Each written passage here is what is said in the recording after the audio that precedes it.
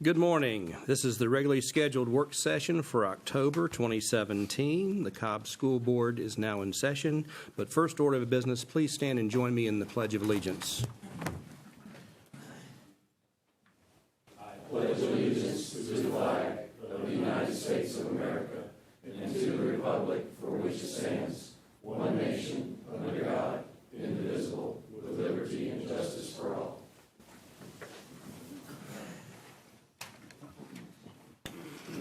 Thank you very much. And now, Mr. Doyle, do we have public comment? Yes, Mr. Chair, we have one speaker. How much time can we allot? Let's allow 4 minutes. 4 minutes. Our first and last speaker is Connie Jackson, who will discuss the calendar. I bet you're surprised. Good morning, Mr. Chairman, school board members, Mr. Superintendent, and esteemed, amazing senior cabinet. I'm trying to lose my voice today. I know, it'd be terrible. First, I would like to say that myself and my constituents are very, very excited about the calendar that you have put forth. It addresses everything that we've wanted. It's the perfect start date, perfect end date, and we love the breaks. We would also, just to push the matter, like to ask that we adopt a rolling calendar so that we don't have to go through this every 2 years. That until another board or this wonderful board decides otherwise, the calendar just continue in perpetuity. Because I think that if we've seen anything, we've seen that the calendar is sometimes contentious in adoption. And I think that if people had a calendar that they could count on every year, that they would be able to plan. And some of us that are poor, like teachers, and other employees that don't make a lot, need to plan ahead 2-3 years in advance to take that great vacation. And having a calendar that we know we could count on would allow us to do that. It would allow parents to plan ahead for student activities, trips to see, Europe or wherever they wanted. It would also allow schools to plan ahead for big trips for the bands, or, I don't know, bands are always the ones that get to go to the fun places. But we would like to ask that that might be a consideration for this board, that instead of just adopting a 2-year calendar, that we consider having a calendar that continues to go on in the same area, the same way, until at some time that if another board or this board decided that they wanted to change it. I think that that would give a sense of continuity to our calendar and to our district. Thank you. All right. Thank you very much, and thank you, Mr. Doyle. So now we have the approval of the minutes from the September 14th board meeting and the October 3rd called board meeting. And if there are no objections to approval, then they are approved. Now we're ready to hear board business, and let's begin with Mr. Morgan, the Summer Bridge programs. Yes. Good morning, everyone. As you know, probably last, 3 years, we've done Summer Bridge.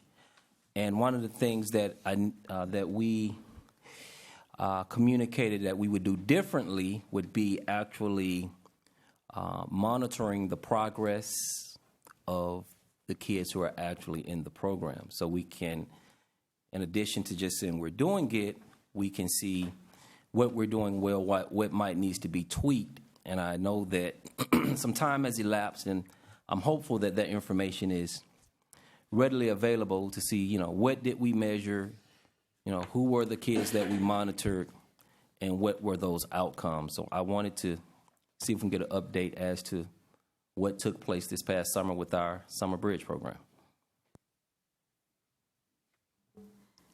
Good morning, Mr. Morgan. Thank you for bringing the agenda item of Summer Bridge programs to the board's attention. And as you already mentioned, for 3 years running, we have now offered a Summer Bridge grant application due to funding made available through our budgeting process and prioritized by the board. And we've had schools, all schools have the option of submitting an application to host summer learning activities over the summer, and through a competitive process of awarding those funds, this past summer, I'm pleased to say that 8 schools received awards to offer a summer bridge program. And additionally, Belmont Hills offered an early kindergarten program that we considered to be a summer bridge model. So due to some of the priorities expressed by the board over the past year, we took 2 approaches to designing Summer Bridge this summer that just passed. The first was based on a school-developed and designed application that incorporated a progress monitoring or a student performance component. The second was designed by a district leadership team in coordination with a local school, Belmont Hills, and offered in an incredibly structured and intensively paced approach, and then we called that early kindergarten. Last board meeting, we had the opportunity to review the progress of early kindergarten and the success of students demonstrated very early in their kindergarten years at Belmont Hills. And just as a brief reiteration, we saw students participating in early kindergarten performed 87% higher than their peers in the early metrics and diagnostic tools used in August. The original grant application approach also had great successes, and many of our schools enjoyed offering learning experiences to either rising kindergartners, rising 6th graders, or rising 9th graders. Those schools actually designed their data instruments, and many of them do include course grades, which we will not have until December, as well as PBIS data, which is the Positive Behavior Intervention Support data, to demonstrate attendance and discipline and classroom engagement and time on task. So those pieces of data that have been constructed through each grant application will not be available completely until January, because the students not participating in the Summer Bridge will be used as a comparative group per the request of the board last year. Thank you, Mr. Chair. Thank you for that update, Mary Elizabeth. Few questions that I have. The 8 schools, what were the 8 schools that participated? Powder Springs, Powers Ferry, Campbell Middle School, Floyd Middle School, Smith Middle School, McEachern High School, and Belmont Hills. Okay, and Belmont Hills would be the early kindergarten. Correct. Okay. In terms of the data instruments, do we know what they will be? I mean, I heard you say about the positive behavior instrument or intervention. Are we just saying John Doe passed, or are we saying, I mean, what in the instruments, what exactly will they be measuring in these particular instruments?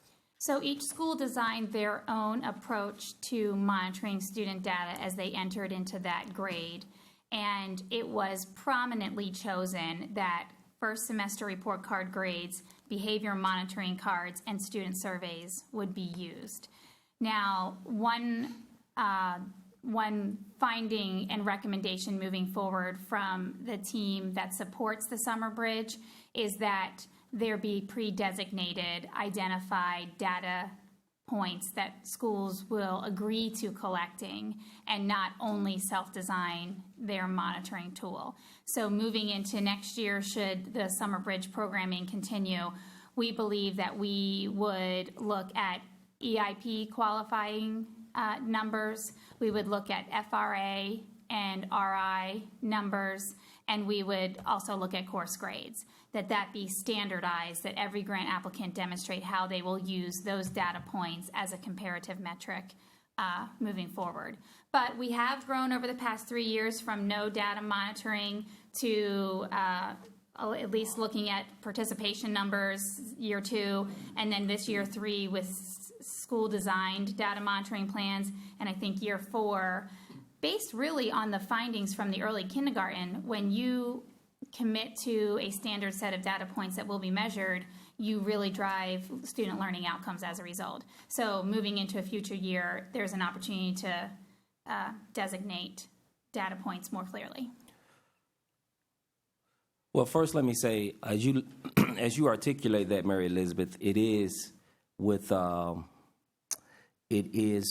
great deal of gratitude when you think about just how I believe the Summer Bridge program continues to improve and become more intentional about if we're serving X amount of kids, we want to have something to show for the Summer Bridge program actually positively impacting them and what tweaks we might need to make. I think I had you used a couple of acronyms, FRA, and it was one after that. So the foundational reading assessment is the FRA. That is the sub-test out of our reading inventory that all students in grades K through 9 participate. The foundational reading assessment is for your earliest readers, your very beginning readers, and it's really targeting sight words, phonemic awareness, letter recognition, some very fundamental reading skills. And really you transition quickly out of that into the RI, which is the reading inventory, once you are actually demonstrating some fluency in your reading. And then it starts measuring comprehension. And I would assume those last two were probably more so for our early kindergarten. So the FRA, the Foundational Reading Assessment, has already been used for the early kindergarten. And then the reading inventory is available for our 6th and our 9th grade participants. So that's a perfect instrument to utilize moving forward. So let me throw out too, because I'm glad you asked those questions, because it also brings to light a couple of things. One, the FRA, if you'll recall, that was where we showed just the phenomenal amount of growth in how much academic achievement had been increased between last year and this year for the 6th school proof of concept. But also, as Mary Elizabeth mentioned, phonics. You know, you've heard me speak numerous times about we're getting back to the basics, and we're having phonics be part of the literacy initiative that we teach. And so these are two examples of how we've presented to the board, you know, what our concept was, what the theory was. We tested it with proof of concept, it holds water, and now we're rolling it out. So I think, again, it's very important to remember that while we've got the initial goal of reading on grade level by 3rd grade, the ultimate goal of reading on grade level at all grades, this is the 2nd largest district in the state, and we're not going to be able to turn it on a dime. So we've chosen to start at the very beginning. At the kindergarten level with the 6 school proof of concepts. And again, I think especially in these 6 schools, those feeder schools, after ultimately 6 years, they are guaranteed to be receiving students that are on grade level reading at the middle school by 6th grade, and then at the high school by 9th grade, of course. So we should be able to literally see it, although it's not going to be quick. You'll be able to see just a wave from these 6 schools of the initial proof of concept going through 12th grade, that when we get through that progression, if any of us are still around by then, by the time that these students hit 12th grade and graduate, they will have seen a dramatic increase in, and maybe they won't see it, but we will have seen a dramatic increase in their academic achievement. And again, it's just a testament to our teachers and the work that they're doing, but then they're producing a student that each grade level receives is going to be a higher performing student. Okay, to open up Mr. Morgan. One other quick thing. Thank you, Mr. Chair, and this is my final ask. So in terms of the reports, because we haven't gotten to the point of report cards, will that mean that we will get 2 reports, one for, I guess, when the kids get their report cards in December, and another one when they finish in May? We should expect 2 reports about the cohort of kids that were in the Summer Bridge program? Yes, and actually last year that was the pattern we followed in sharing information with the board. Okay, Mr. Banks, did you want to say something? Yes, thank you, Mr. Chairman. Several questions. How much money did we get as far as grants for this past summer? So the board has budgeted a total of $100,000 for the summer bridge program, and that was distributed to the applying schools. So it's really an internal process, not an external funding source. Okay. I know in the first year we started, we had a $100,000 grant, and we used a portion of it. Did we use it all this past summer? We did, and you are correct that 3 years ago, with the timeline of budget approvals, schools designing summer bridge programs had limited time, and there was only a portion spent in the first year. But we have since then accelerated use of that funding source. Okay. Now, are all these proof of concept schools, are they Title I schools?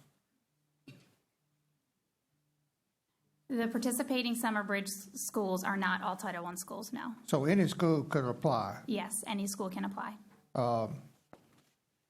Well, let me clarify, though, one thing. So the proof of concept schools, the 6 schools, those are not the Summer Bridge related in any way, shape, or form related to Summer Bridge. I was just connecting the dots with the 6 school proof of concepts and then the FRA and the RI data that was being discussed. So the early kindergarten at Belmont Hills was in fact part of the Summer Bridge program funding, but the 6 school proof of concepts were not. So I just wanted to clarify that. Okay. Now, if I understand correctly, the proof of concept schools were oriented toward literacy. That's correct, at the kindergarten level. And what is the bridge oriented toward? The Summer Bridge program has 3 priorities, and the first is a school has to either design a program that shows how they will accelerate learning to address achievement gaps. Number 2 is they cultivate a positive learning environment and building relationships, and you really do see that for rising students new to a grade band. And the third is experiential learning instruction in reading and math.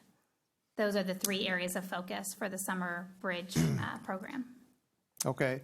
Now, these students that participate in the bridge program, what percentage of the kindergarten students actually attend? Do you have a rough estimate? I don't have in front of me the percentage of total school population, but of the of what was designed by the school, they each met their participation expectations.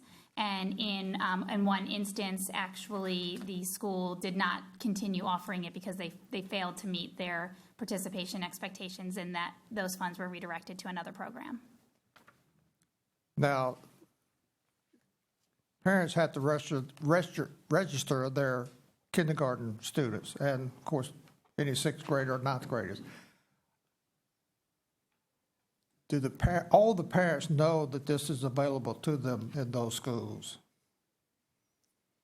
So each school designs their summer bridge program with a specific set of learning priorities, and there is occasionally an invitational approach in which students who maybe have demonstrated some gaps in 5th grade are specifically invited to participate in Summer Bridge.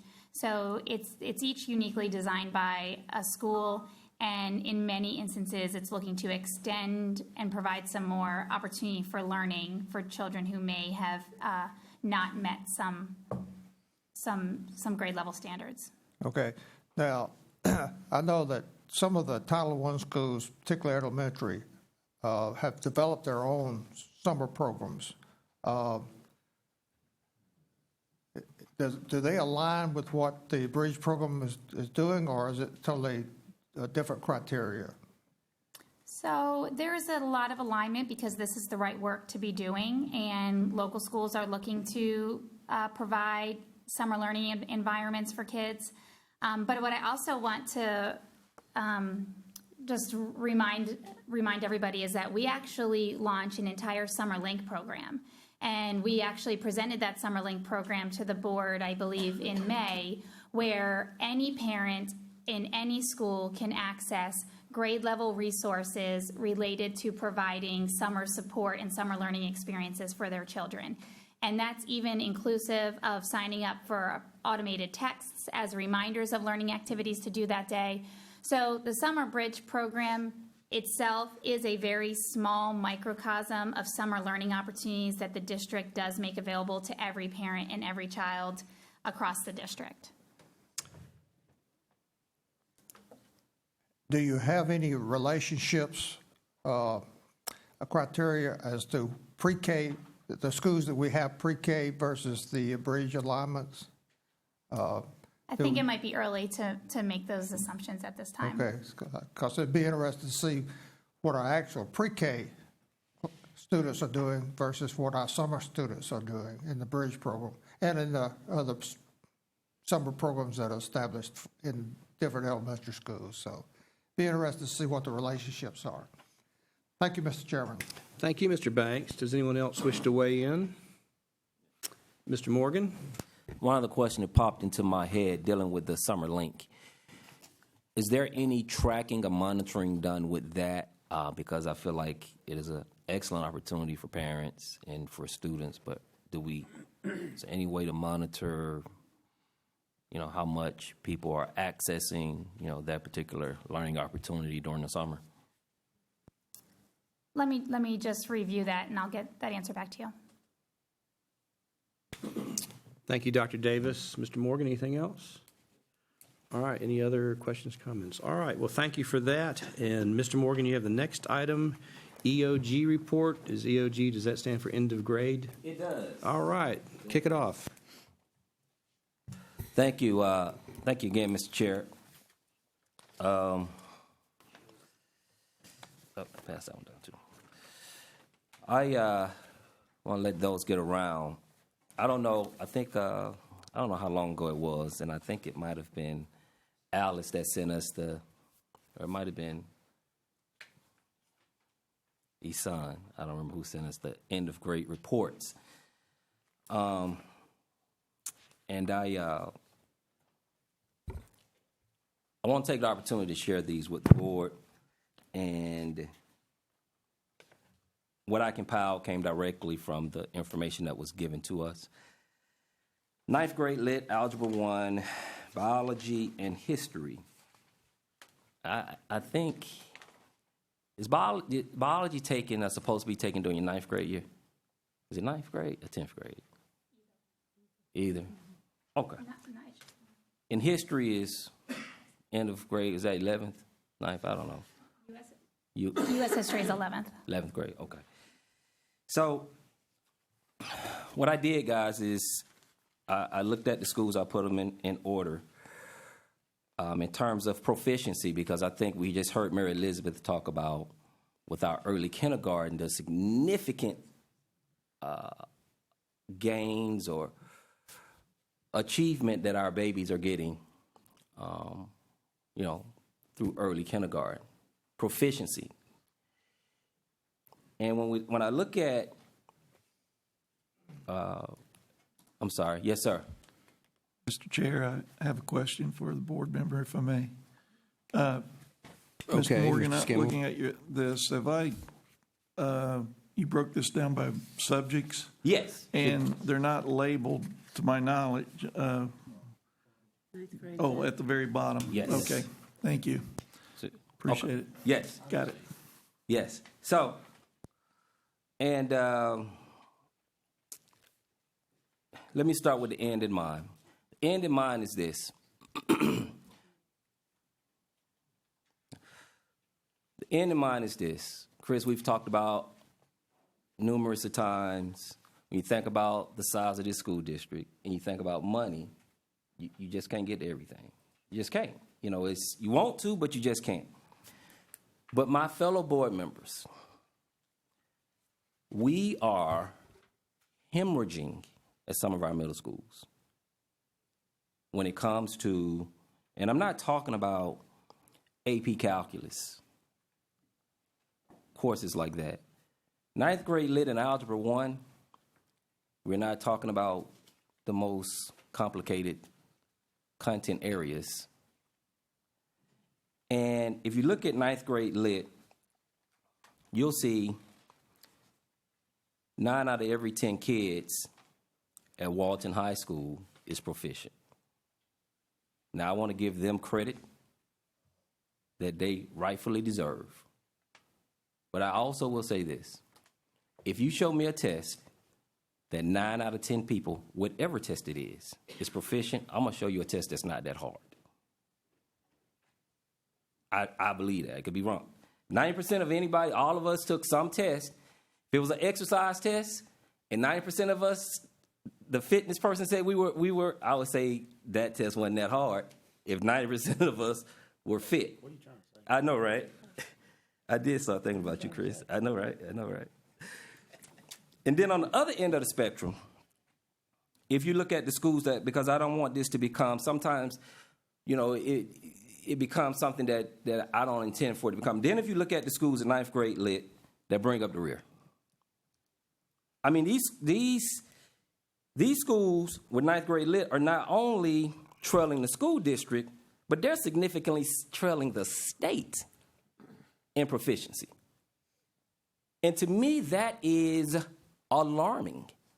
Whether you look at 9th grade lit, look at Algebra 1. If you haven't, please flip to Algebra 1 and look at the last school and its proficiency rate for Algebra 1. I almost believe that you could get that number if you just took them in there one day, just took the test with nobody studying.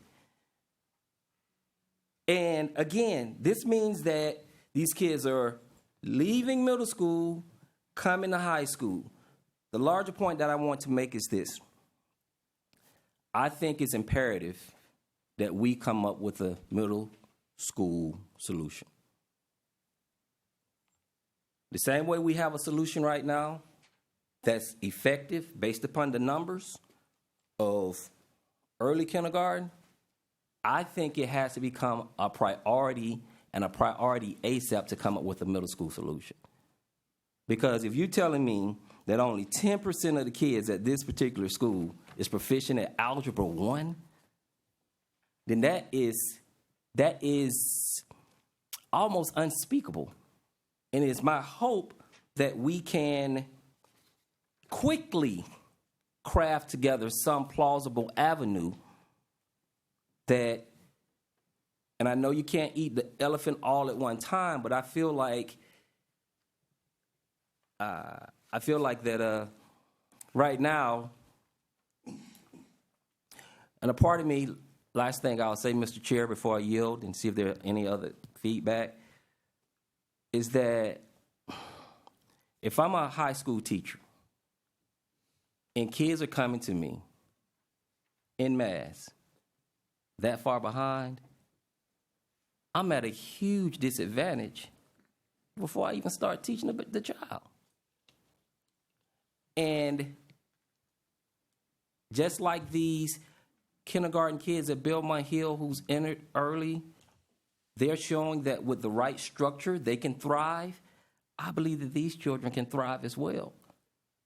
And I feel like we have to change something about our current paradigm if we're going to see different results when it comes to these type of results.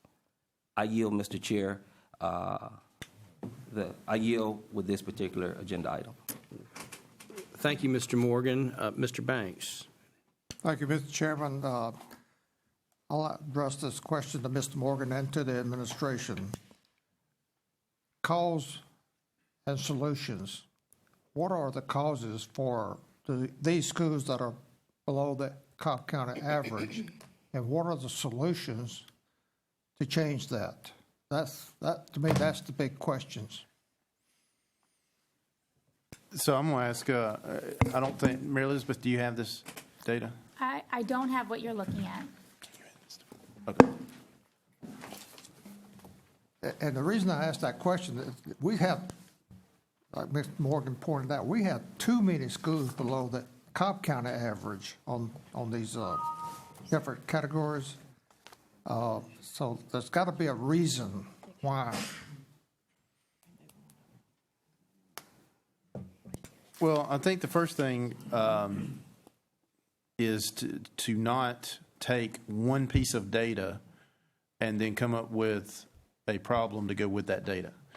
So what we need to do is, and you know, I've spoken to the board many times about this, when we have the talking point of being above the state and national average, there are always those schools that, you know, far exceed that. As you can see from this data, the top and the bottom school, there are schools that far exceed the state and national and Cobb average. And there are schools that are below both of those, all three of those. But I think, again, going back to our previous conversation, while on grade level literacy is not the end-all, be-all by any stretch of the imagination, it plays a significant role in a student's ability to be successful, especially past the third grade. That's what the research shows, is that a student's possibility for success drastically reduces if they're not on grade level reading by third grade. Now, again, that's not end-all, be-all. That's not saying everybody that can't read on third grade level by third grade is going to be a failure. That's not what that's saying.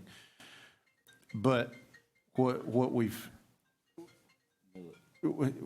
got to do is make sure that we take into account all components that make up and comprise a score, regardless of what, you know, assessment that is. For example, we were talking about the RIMI.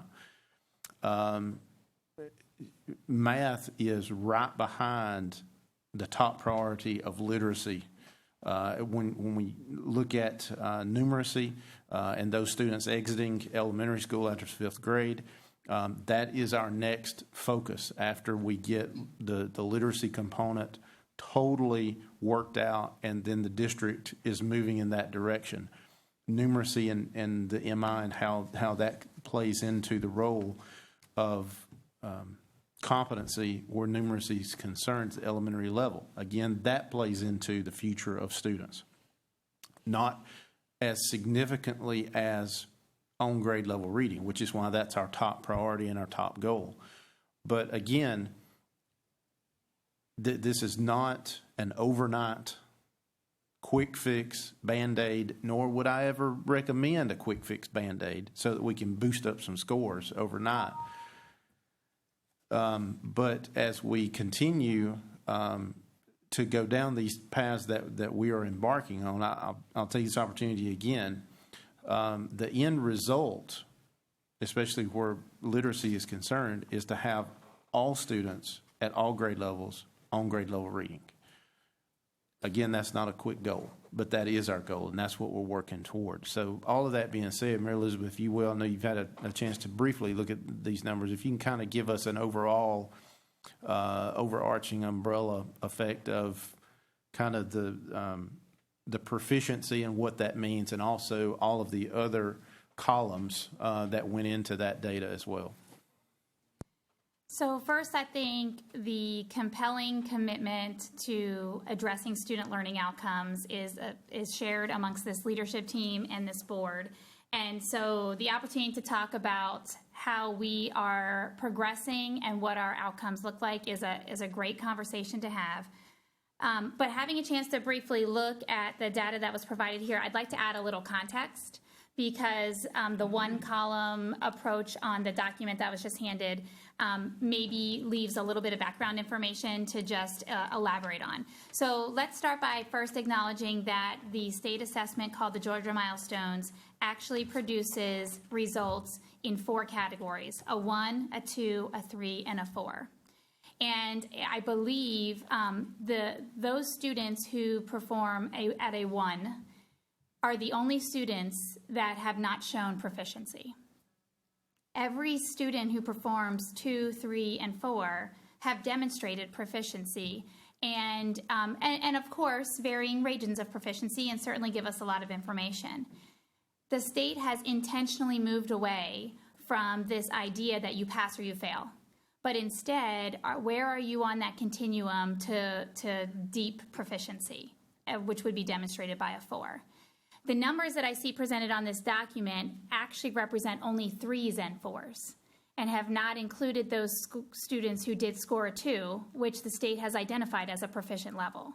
So just as one parallel to the piece of data in front of you is that Pebblebrook actually had a little bit more than 52% perform in a 2 to 4 range, which is markedly higher than the 10, but not, of course, we're not done focusing our work there.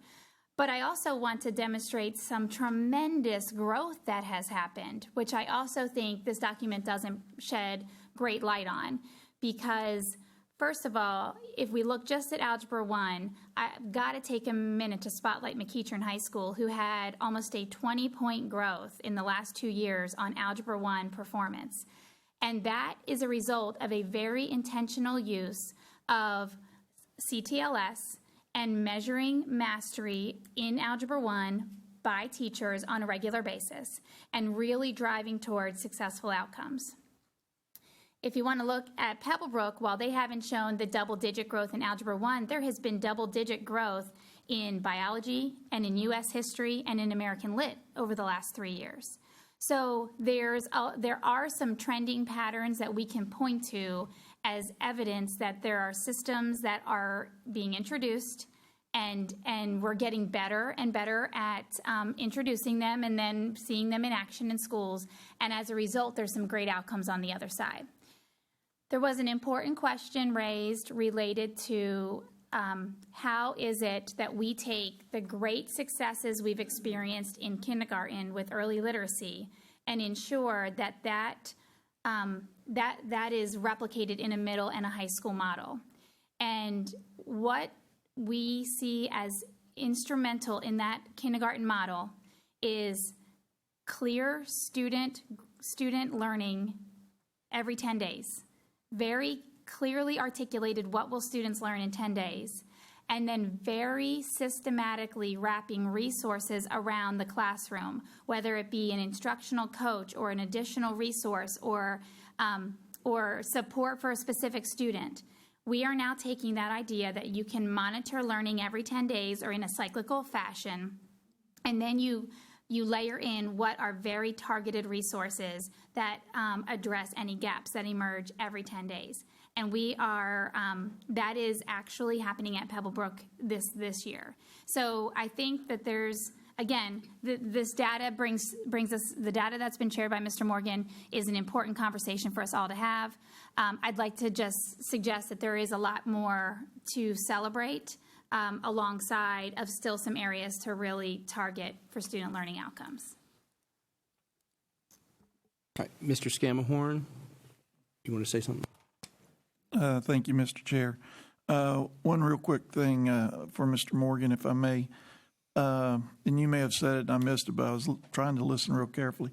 The next to the last label, if you will, says difference.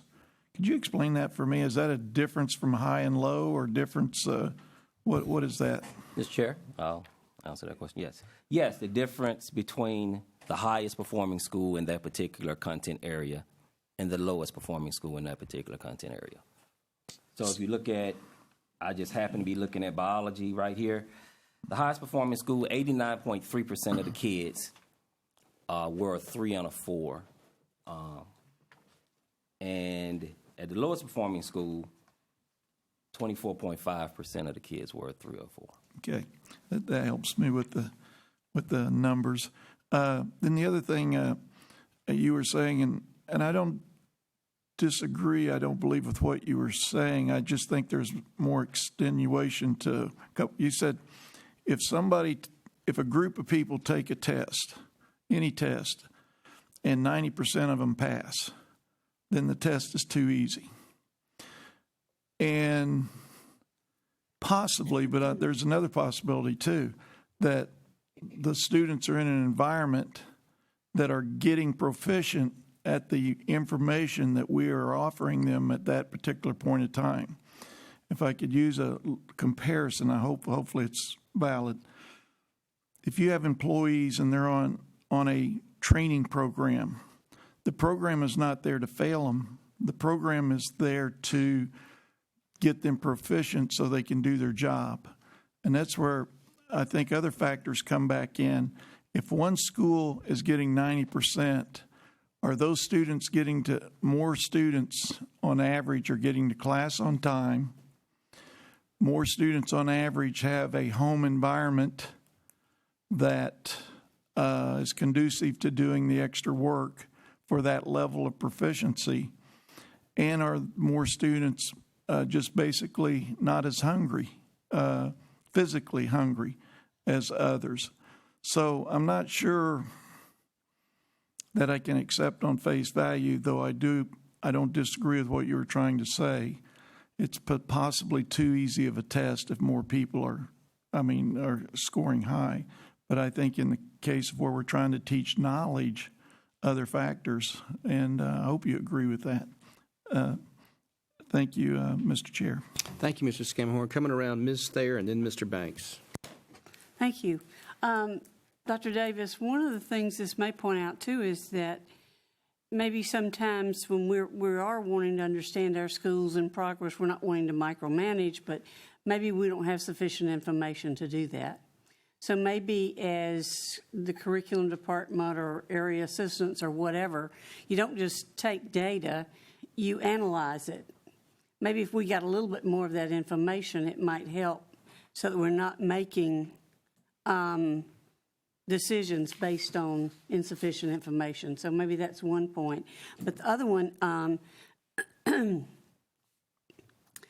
do think this points out some of the need to I know we do some allocation of resources according to need. There may be a need to do more of that. Well, the way we allocate funding is by formula. The way we allocate resources, and I'll go back to the proof of concept. What we found was doing things a different way brought about results that had never been seen before. And again, I have to keep bragging about this, the same point.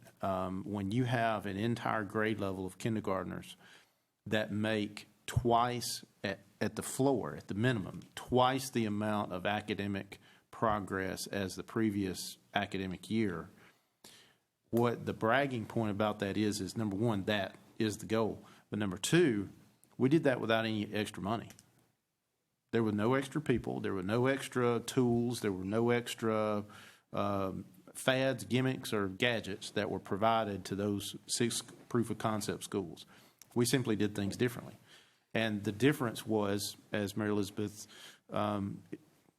explained, every 10 days was the cycle. So when we move into middle and high school, as the question kind of was posed, that's going to be the same template. Now, it may be a different cycle based on subject. It may be a different cycle based on students, schools, teachers, et cetera. But the point is that every 10 days, academic performance was analyzed for every single student in the group. Then changes were made, and then we did another cycle. And then it was reevaluated and analyzed. So that's the key. And I think it's a tremendous bragging point. It's kind of like when we talk about the district's performance on the ACT. Our number of test takers went up, but so did our performance.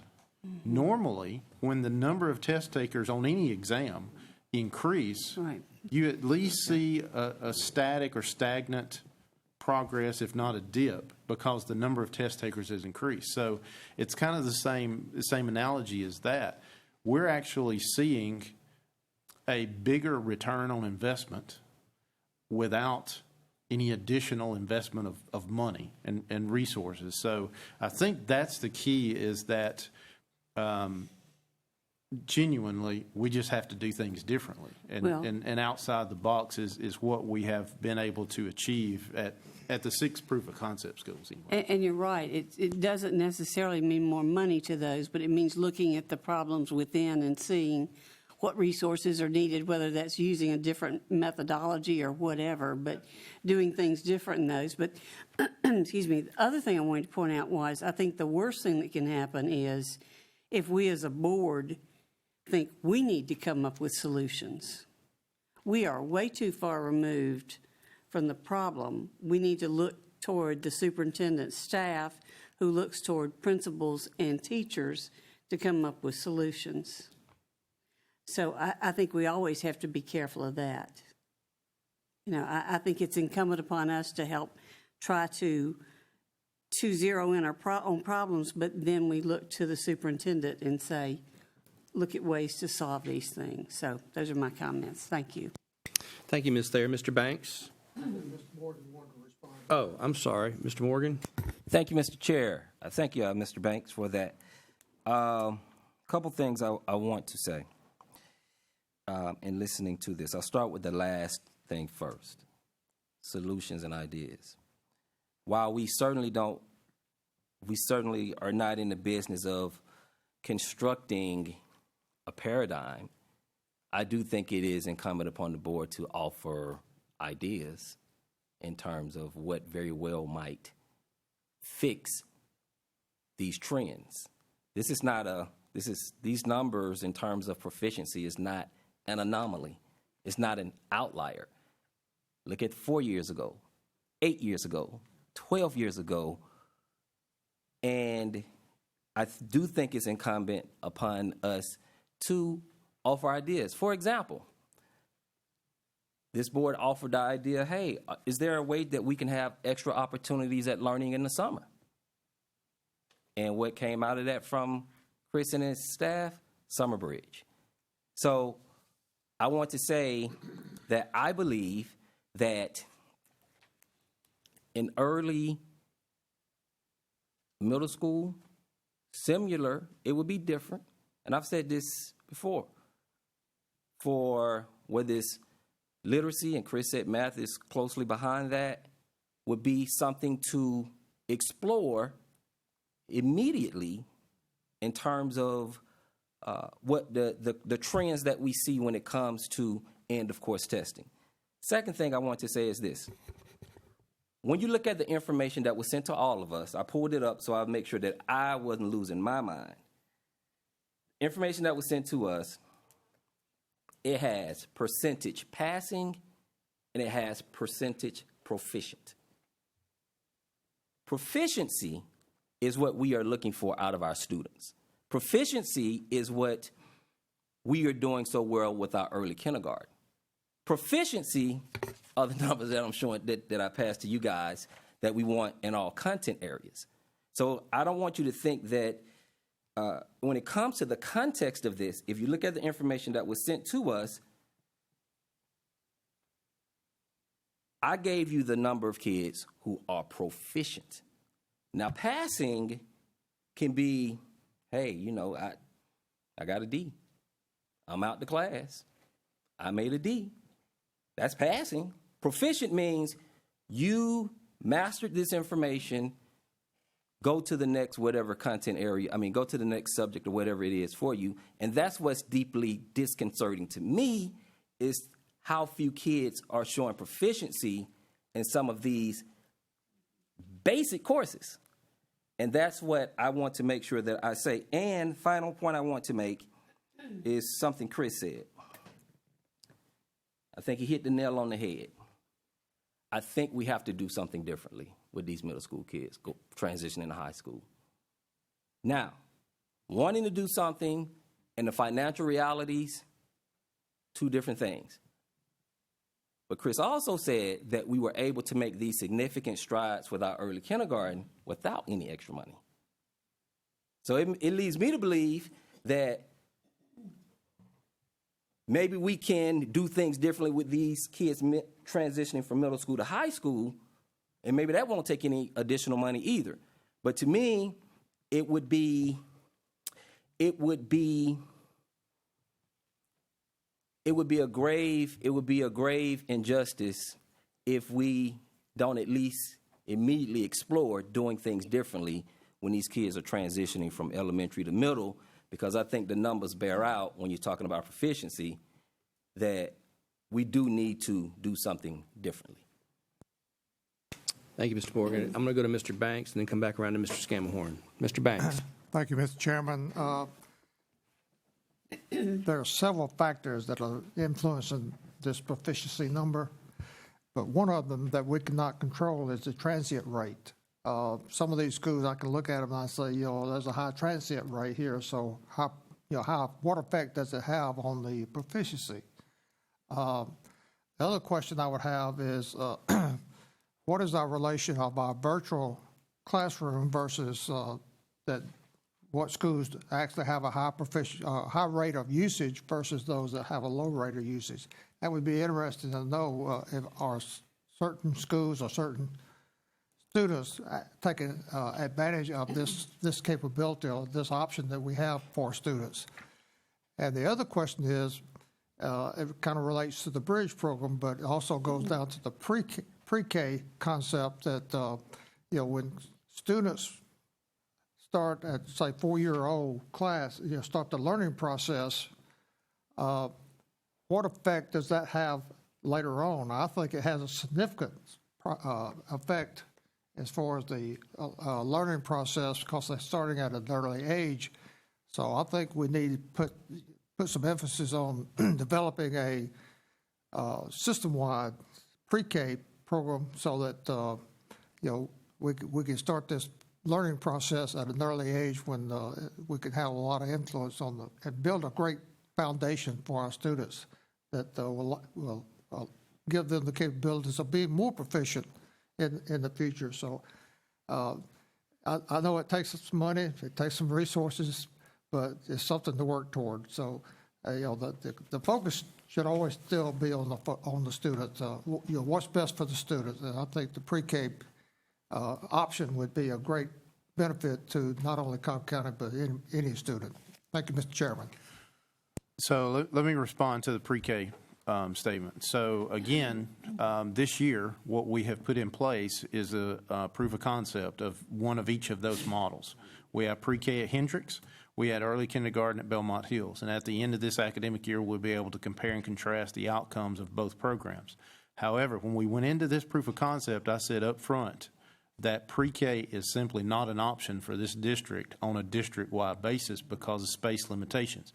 The major difference between our early kindergarten program at Belmont Hills and pre-K at Hendricks is pre-K is a 180-day program. It's a school year program. So you have basically injected or inserted an entirely additional grade level at an elementary school. So some schools could handle that. Most schools cannot because of space. That is the limiting factor for a traditional pre-K program.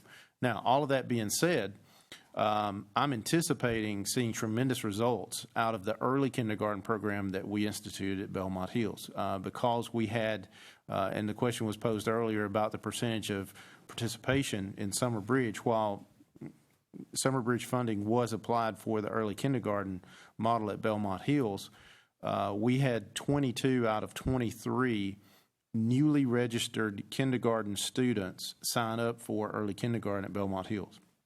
So that being said, we were able to maintain that class, even though it was a higher class number. We wanted to maintain that class of students throughout this academic year so we could truly compare apples to apples.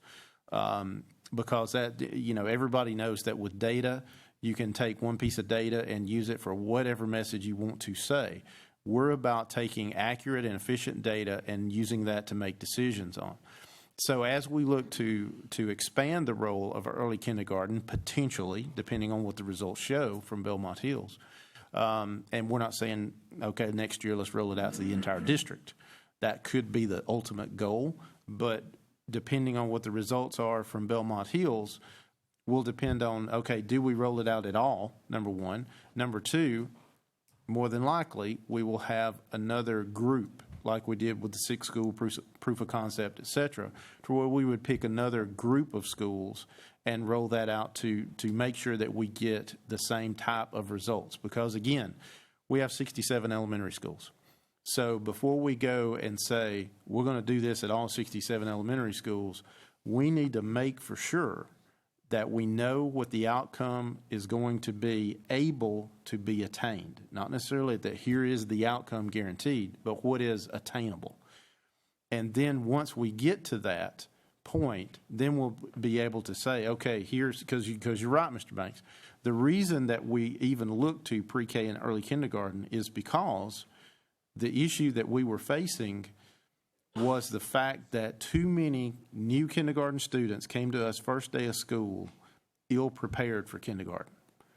Letter recognition, 0. Number recognition and counting to 10, 0. So, and then we had the other end of the spectrum where students were coming to us first day of kindergarten able to read. And this was at the same school. So obviously, that presents a kindergarten teacher with a significant challenge when you have opposite ends of the spectrum in the same class. So while we have the greatest teachers in Cobb County of any school district, we can't ask the impossible of our teachers and expect them to produce miracles. They do produce tremendous outcomes, but miracles is sometimes hard to achieve. So all of that to say, there is a logical, deductive reasoning process to the issue that we're facing, which is ultimately described as when you look at potentially graduation rates. And you brought it up, Mr. Banks, about transiency. So the example that I always use is Osborne High School. You know, their graduation rate is in the 60s. If you take the students that are at Osborne High School for all 4 years of their high school career, the graduation rate is over 90%. Transiency plays a significant role in the success of a high school as determined by the graduation rate, which is not, in my opinion, the end-all, be-all to produce a successful measuring stick, if you will, for a school's success. Because for those students that are at Osborne, are you saying that Osborne is not a successful school academically when their graduation rate is over 90%? Absolutely not. You would look at any high school that had a graduation rate of over 90% and say they are extremely successful at what they do. But that is what we have. You know, it is what it is. We can like it, not, but we have to play by the rules of the game, which is that's how schools are measured, unfortunately. So all of that being said, there is a method and a reasoning process, a methodology to what we're trying to attain, which is student success. That's our one goal. And our team does a tremendous job at that. But I think it's very easy to get sidetracked and chase rabbits on individual pieces of data, even as significant as graduation rate. But when you take a singular piece of data and try to form an opinion of the success or lack thereof of a school, I think we're on a very slippery slope at that point in time. So I think that it's incumbent upon all of us here to make sure that we take into account a full picture of multiple pieces of data to make sure we understand. And exactly as Mary Elizabeth described, there's a lot to celebrate at what the outside world would deem are the lowest performing schools in our district by a singular piece of data or even multiple pieces of data. But what we've got to focus on is not glass half empty, is glass half full. What are we doing? What has the progress been that's affiliated and associated directly with what we have been doing? Not that, okay, we've done nothing and the scores have gone up. We're not trying to claim success and, you know, grab hold of that victory. But we do want to celebrate and make sure we acknowledge the hard work, just as she outlined for McEachern. That's tremendous work. And it's been brought about by CTLS as being utilized as a tool. So in and of itself, that particular piece of data shows that, okay, we're providing schools and teachers with tools to help increase academic achievement. Now, it's up to the teacher and the school to utilize those tools appropriately, which McEachern is definitely demonstrating that they are doing. So I just want to make sure that when we get into these conversations, and these are awesome conversations because it's about academic achievement, which is why we exist. But I just want us to be able to not necessarily get tunnel vision when we're talking about data, but be able to bring in the big picture and make sure we understand, exactly what are the good things that are coming about from the principals leading the schools and the teachers teaching in the classroom. Thank you, Mr. Banks has a follow-up. Yeah, the superintendent brings up a good point about, looking at a number. It may not tell you the whole story. He used the example of Osborne. If you look at Osborne in literature at 27% proficiency, but the 4-year students may be at 80 or 90%. Well, but remember though, this leaves out the twos, and according to the state, 2s, 3s, and 4s are considered proficient. Right. So this number does not reflect Osborne's total proficiency rate. And that's what I'm trying to get to, is the number may not tell you the whole story. That there's more behind the story or the number as to why it's lower than, say, Walton High School. What's happening between those two.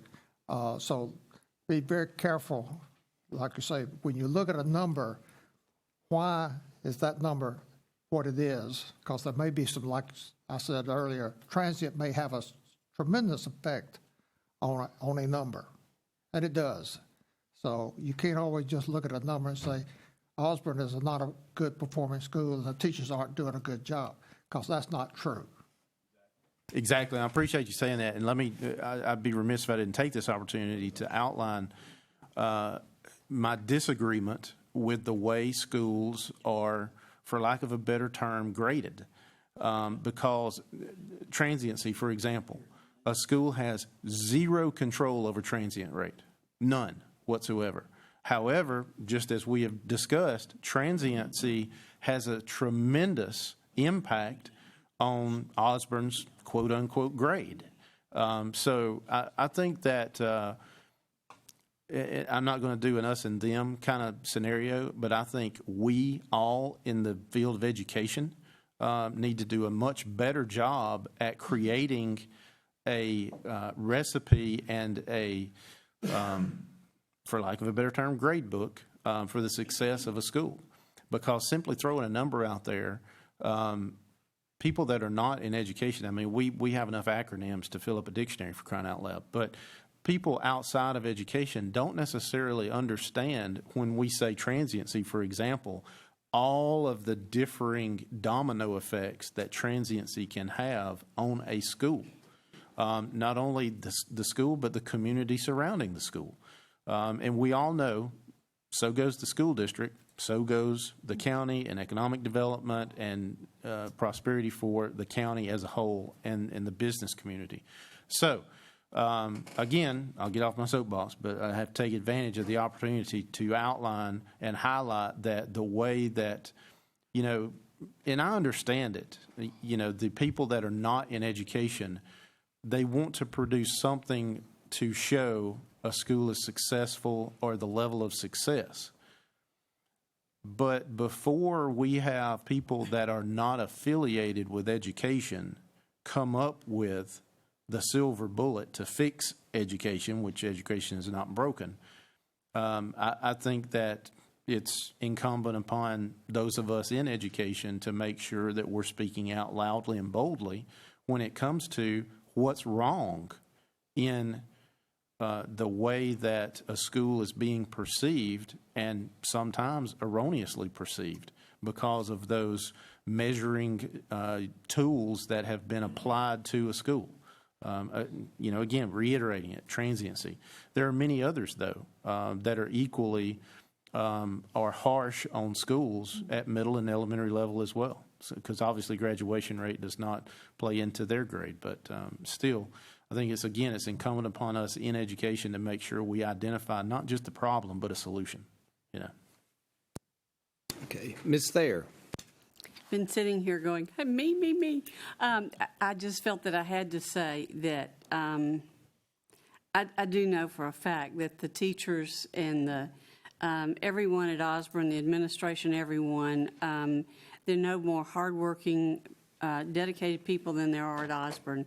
And we could take teachers at these highest performing schools and put them at Osborne, and the scores would not change. It's not anything with what they're doing.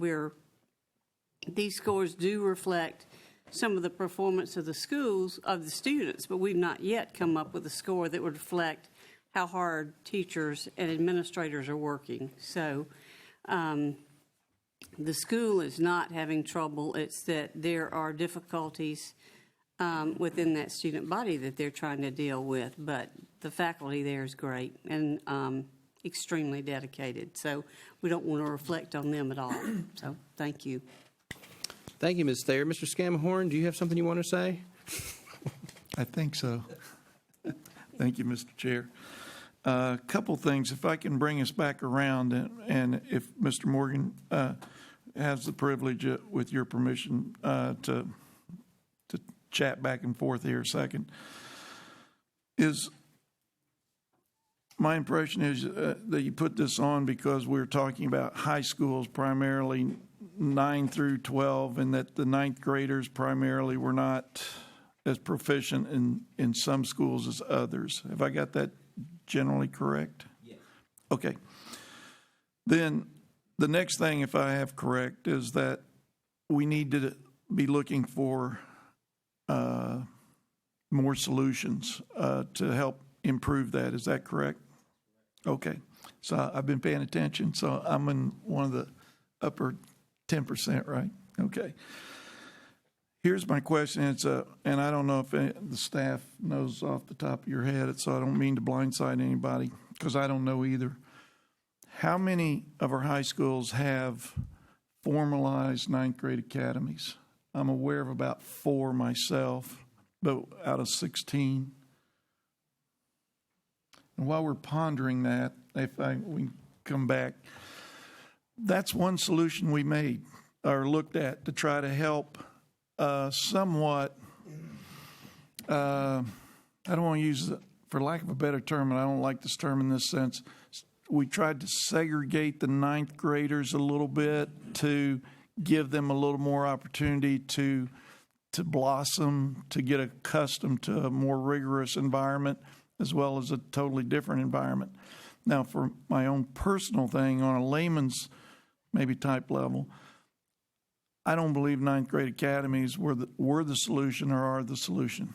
And I think that's one indicator where we've tried something and we really need to look at the middle schools a little more closely, because what are the middle schools, quote unquote, supposed to be?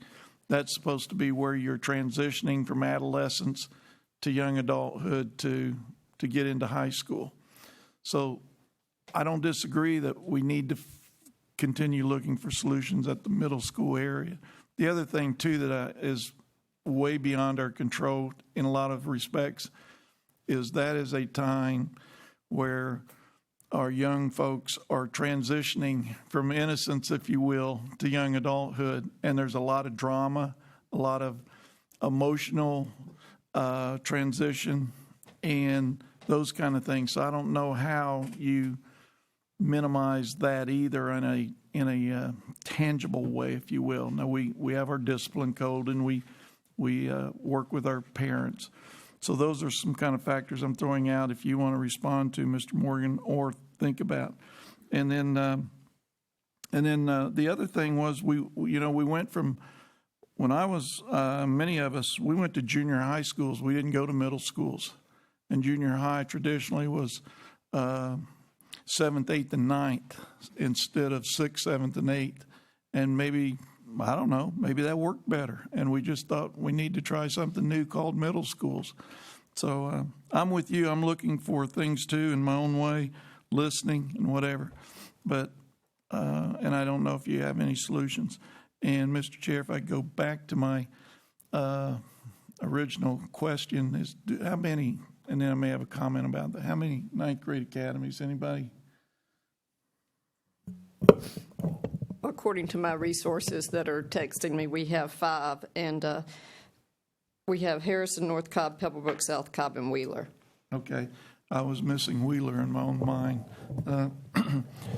I would also challenge us if we're going. Let me jump in there for a second, because some of those are not a physical building. Like, I'm going to refer to Harrison and North South Cobb. Cobb and Harrison and North Cobb. But a lot of high schools have taken it upon themselves to utilize the layout of the school to separate ninth grade from 10th, 11th, and 12th grade. There's a lot of success that has been, realized from that, but it kind of depends on the implementation as far as the success. So some of those schools, for example, Wheeler, we don't have a ninth grade academy building at Wheeler High School. Nor do we have at Pebblebrook. But again, some of those things also come into the design as to when we're looking to do an addition in a new school, et cetera, et cetera. So just want to throw that out there. Well, and that's a good clarification, but in my mind, if they're trying to move them to an area within the high school, whether it's a separate building or not, you could classify it as an academy, but we only have 5 to include those, if I understand correct. So not everybody's doing that, but we're still having good success in those other schools. And I would also like to see if we move any direction, and I'm not suggesting yet that we do, is that how are those schools doing as far as the data-wise versus those that don't have the academies? So I'll yield back to the chair and Mr. Morgan if he has any add-on. Thank you.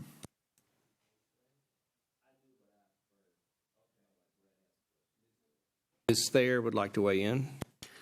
I was just going to say that's a concept even that I tried 100 years ago when I was a principal. Some of the faculty wanted to try it, so we did. We didn't have a separate building, but we did implement it completely and had the teachers separate, a separate hallway and everything.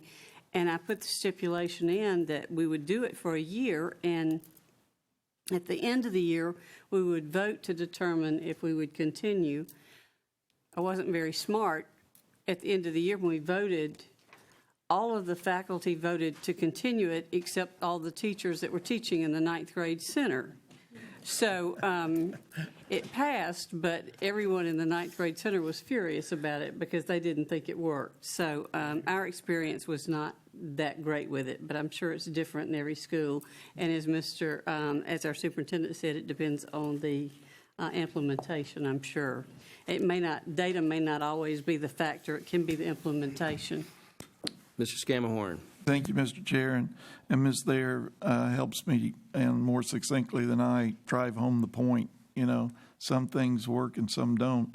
But, I have my doubts about ninth grade academies, and I probably have 3 or 4, maybe all 5 of the principals call me this afternoon and tell me, what am I doing? I'm not advocating one thing or the other. I'm actually in a stage of where, I'm looking at what Mr. Morgan's trying to convey or is conveying, and versus what we as a system, as a society have tried and are trying. Thank you.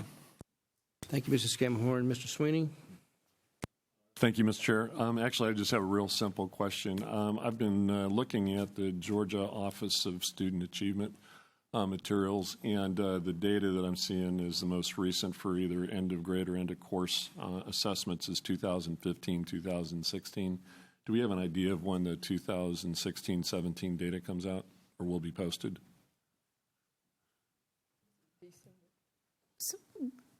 We know the milestone results have been reported for the 2016-17 school year, and the actual accountability metrics, while falling under the leadership of Deputy Superintendent Alice Stouter, I believe, are expected by the end of December. And I was just referring, so I think the data is out there, but the Georgia Office of Student Achievement hasn't updated their website. Do we have any idea when they update that material? Okay, thank you. Thank you, Mr. Sweeney. If I may clarify context for me, the end of grade test, is it mandatory? Does it affect? Go ahead. End of grade test is the elementary and middle school state required assessment to be administered. That's the end of course test is the high school version of the state required administered test. Okay, so we're talking about in EOC here, really. This is Although the board agenda item says EOG, we have only been talking about EOC, end of course for high school. And does it affect a student's promotion from one grade to the next? No, sir.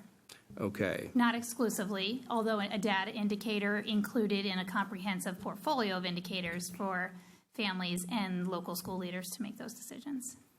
Okay. So there is the risk here that a lot of our students are not taking it seriously. They know it doesn't count towards their grade. It took my own students years ago to educate me on what Christmas treeing a test means. And I'm concerned that what we have here, and I think the discussion is great. I'm not taking away from it, but I think the part of the context here is this may be also a measurement of apathy, and I don't know how you fix that, but that's part of what I'm getting out of all this is if the students aren't motivated to demonstrate. We're talking bacon and eggs, EOGS. We're talking, in fact, knowledge is power, but we don't have students motivated to A, acquire the knowledge, and B, then demonstrate that they've got the knowledge in a serious fashion. And one small point of clarification, the end of course test administered in high schools is 15% of the student's final grade. Okay, thank you. But not in elementary or middle school. All right, thank you. Anybody else? Mr. Morgan, let you wrap it up. Thank you, Mr. Chair.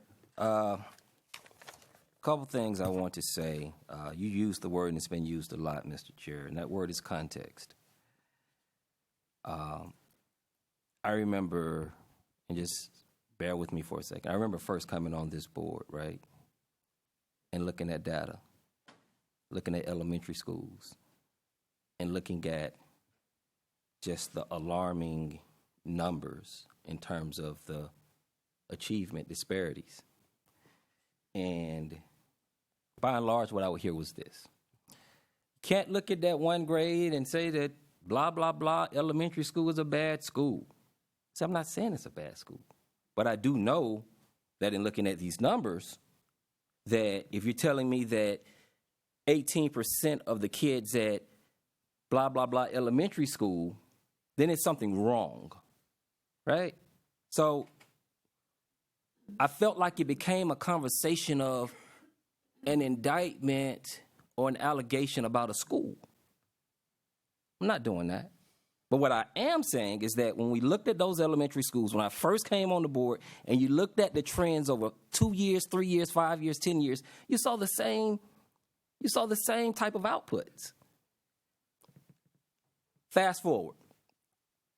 The issue wasn't addressed, quite frankly, with the intentionality or the intensity until Chris became superintendent. That's when we actually did something.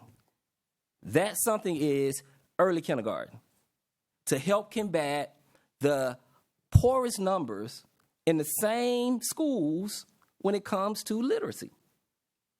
And what I'm saying to us now is that when a kid transitions from elementary to middle school, the numbers are horrible in certain schools. I'm not saying that not looking at the entire picture, but what I do know is and I'm looking at it, I showed it to Brad, I see something on here that says percentage of students passing. Then I see something that says percentage of students proficient. To me, those are two different categories. So to me, you can't say, well, 53% of the kids are proficient. Well, it says on here that 58% of the kids were passing. But it only said 10% were proficient.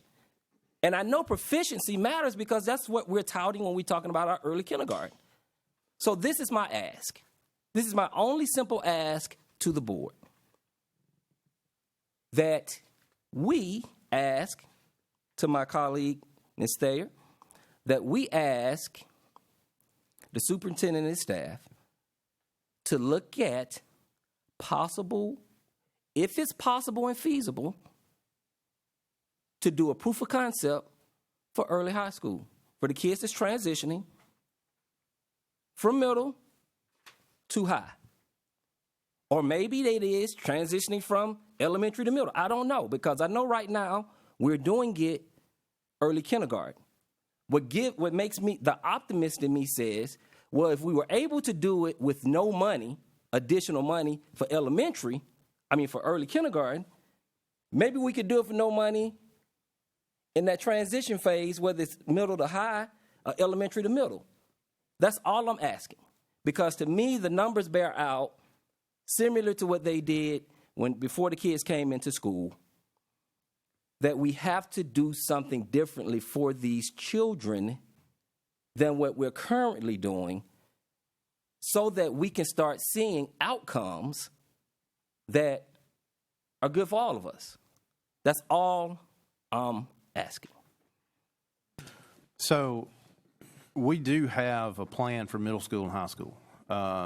We've been working on that. I think we discussed it in general, not in specificity, because we didn't have a very big plan to discuss at that point in time. But Mary Elizabeth, you want to kind of just outline and highlight the middle school, high school plans that we're currently engaged with and working on? Sure. And thank you for the opportunity to elaborate further, because this conversation has really taken on a quite different topic than what the board agenda item specifically says. So let's pause for a moment and speak very clearly about how we are very clearly driving student learning in a formative basis.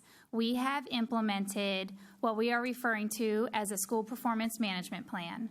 And the school performance management plan is designed to work with a middle school and a high school to identify, starting with core content areas, what data indicators will be monitored at a 15-day, a 30-day, and a 45-day cycle.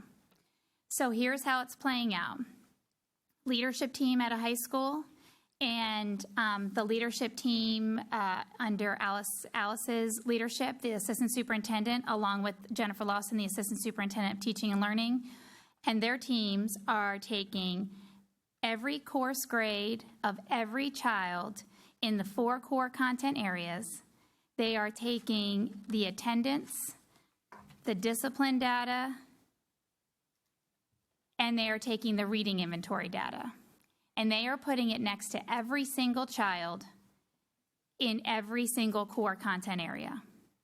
They are then proceeding to meet regarding every single class that is currently in session. So let me take Pebblebrook as my example. The Pebblebrook leadership team, including the Pebblebrook instructional coaches as funded through Title I, along with Mr. Ed Wagner and Jennifer Lawson, they are sitting down and saying Algebra 1, American 9th grade Lit, biology, and U.S. history. Let's go ahead and look at every kid on every teacher's roster.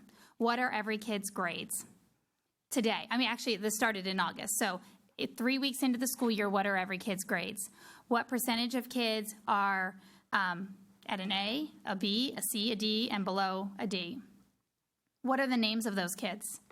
What are the plans for every kid that's falling below a C today? Okay, so this was in August, 3 weeks in. It's been replicated at 6 weeks, and it's carrying on. What is the attendance data? What child is showing more than 3 days absences at this time of the year? What are we doing about it? How are the families informed? What discipline trends have we already started to see emerging? How many kids have been removed from an instructional setting as a consequence, either in an ISS or an OSS? Okay, what are we doing about that? How are we filling the learning gaps missed during those 2 days in ISS or in an out-of-school suspension consequence? And then talking directly with teachers about, okay, where are the standards? What are being taught? And how is CTLS being used to measure kids have mastered those standards right now, 3 weeks into the school year, and then 6 weeks into the school year?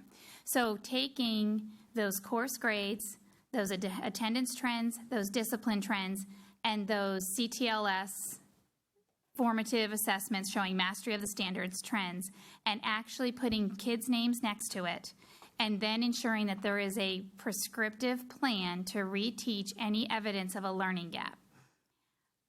As you can see in an unprepared presentation here, but this is a very intensive model that is demonstrated to say the experts in the building are teaching incredibly passionately, and they are working incredibly hard. And what they now need is a wraparound support structure that says when you have half of your students that have shown that they are lacking a prerequisite skill or they are lacking mastery of a specific set of standards, how do we incorporate the right resources and layer in the right external supports in order to assist that classroom teacher so that it's not about let's just keep moving on, because we do have to keep moving on. However, we also can be very deliberate about how we wrap back around and ensure that those gaps are addressed.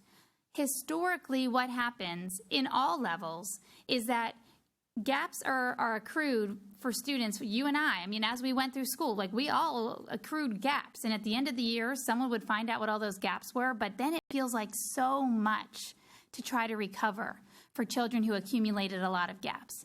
Well, if you are just trying to address the gaps at extraction, that's not that overwhelming to be able to very prescriptively target. And then if you focus that again 15 days later, that is not very difficult or overwhelming to figure out how to address those specific gaps. So it is a very time-consuming, intensive approach, but it's really based on, okay, what should kids be learning, and how are we ensuring that they have learned it, and what are we doing when they don't? And asking those three questions systematically and wrapping around resources as gaps are identified in a really systematic, tight way. That is a performance management plan. And that is what we learned from our literacy model in kindergarten into first grade. And that is what we have in a proof of concept phase at Pebblebrook this year. And we recognize we have been boldly tackling where there is opportunity to accelerate student growth. And we have eliminated the language of remediation. It is no longer about slowing kids down. We have really embraced this idea that with very, very tailored efforts and very student-focused energy, we can actually accelerate a child's learning, and we can condense those gaps at a pace that's unprecedented. So since this conversation, Mr. Ragsdale, started to turn into what could you possibly be doing about this, I did think it was appropriate for us to give you an early view of this proof of concept. And let me please applaud Pebblebrook's leadership team and Ms. Lawson for their very thoughtful approach to this, because the teachers at each one of our schools are remarkable professionals who are doing very, very good work. There is no need for them to have a tag team person come tell them how to do their job. What they do need is really well-designed support structures. Let me tag on to that, too, since we've kind of hijacked the conversation into a totally different realm. But let me speak just for a second about data, because we've talked a lot about data. And one of the primary tools that you've heard mentioned throughout this conversation has been CTLS. And let me just go ahead and say again and reiterate, CTLS is not something like we made student response systems and these kind of things. But what we did was we created CTLS from a combination of vendors and products and packages that we had to make sure that we were able to provide the teachers with real-time, effective and efficient data to make efficient decisions with and effective decisions with. That being said, and remember, it's taking us 18 months to roll CTLS out to the entire district. We will be through this December. And one reason for that is, let's not act like that, you know, we're giving away ice cream at all the schools and everybody's just flurrying to get this. Because, again, you've heard me say, I am not going to endorse and be about fads like many school districts and unfortunately educators have latched onto, only to realize after a short period of time that fad was indeed not worthy of holding water. So that being said, you cannot blame a teacher for being hesitant, cautious, and slow to adapt anything new. And we understand that. My background's technology. I certainly understand that in the field of education, because every time you turn around, whatever has been, quote, new has been something additional on the plates of our teachers, and nothing's been taken off. CTLS is one of those tools that is geared to taking something off the plate of our teachers, because when we talk about data, what we've not discussed really at length is our teachers were already disaggregating data. Just they were doing it in Excel spreadsheets at home and on the weekends outside of their work hours.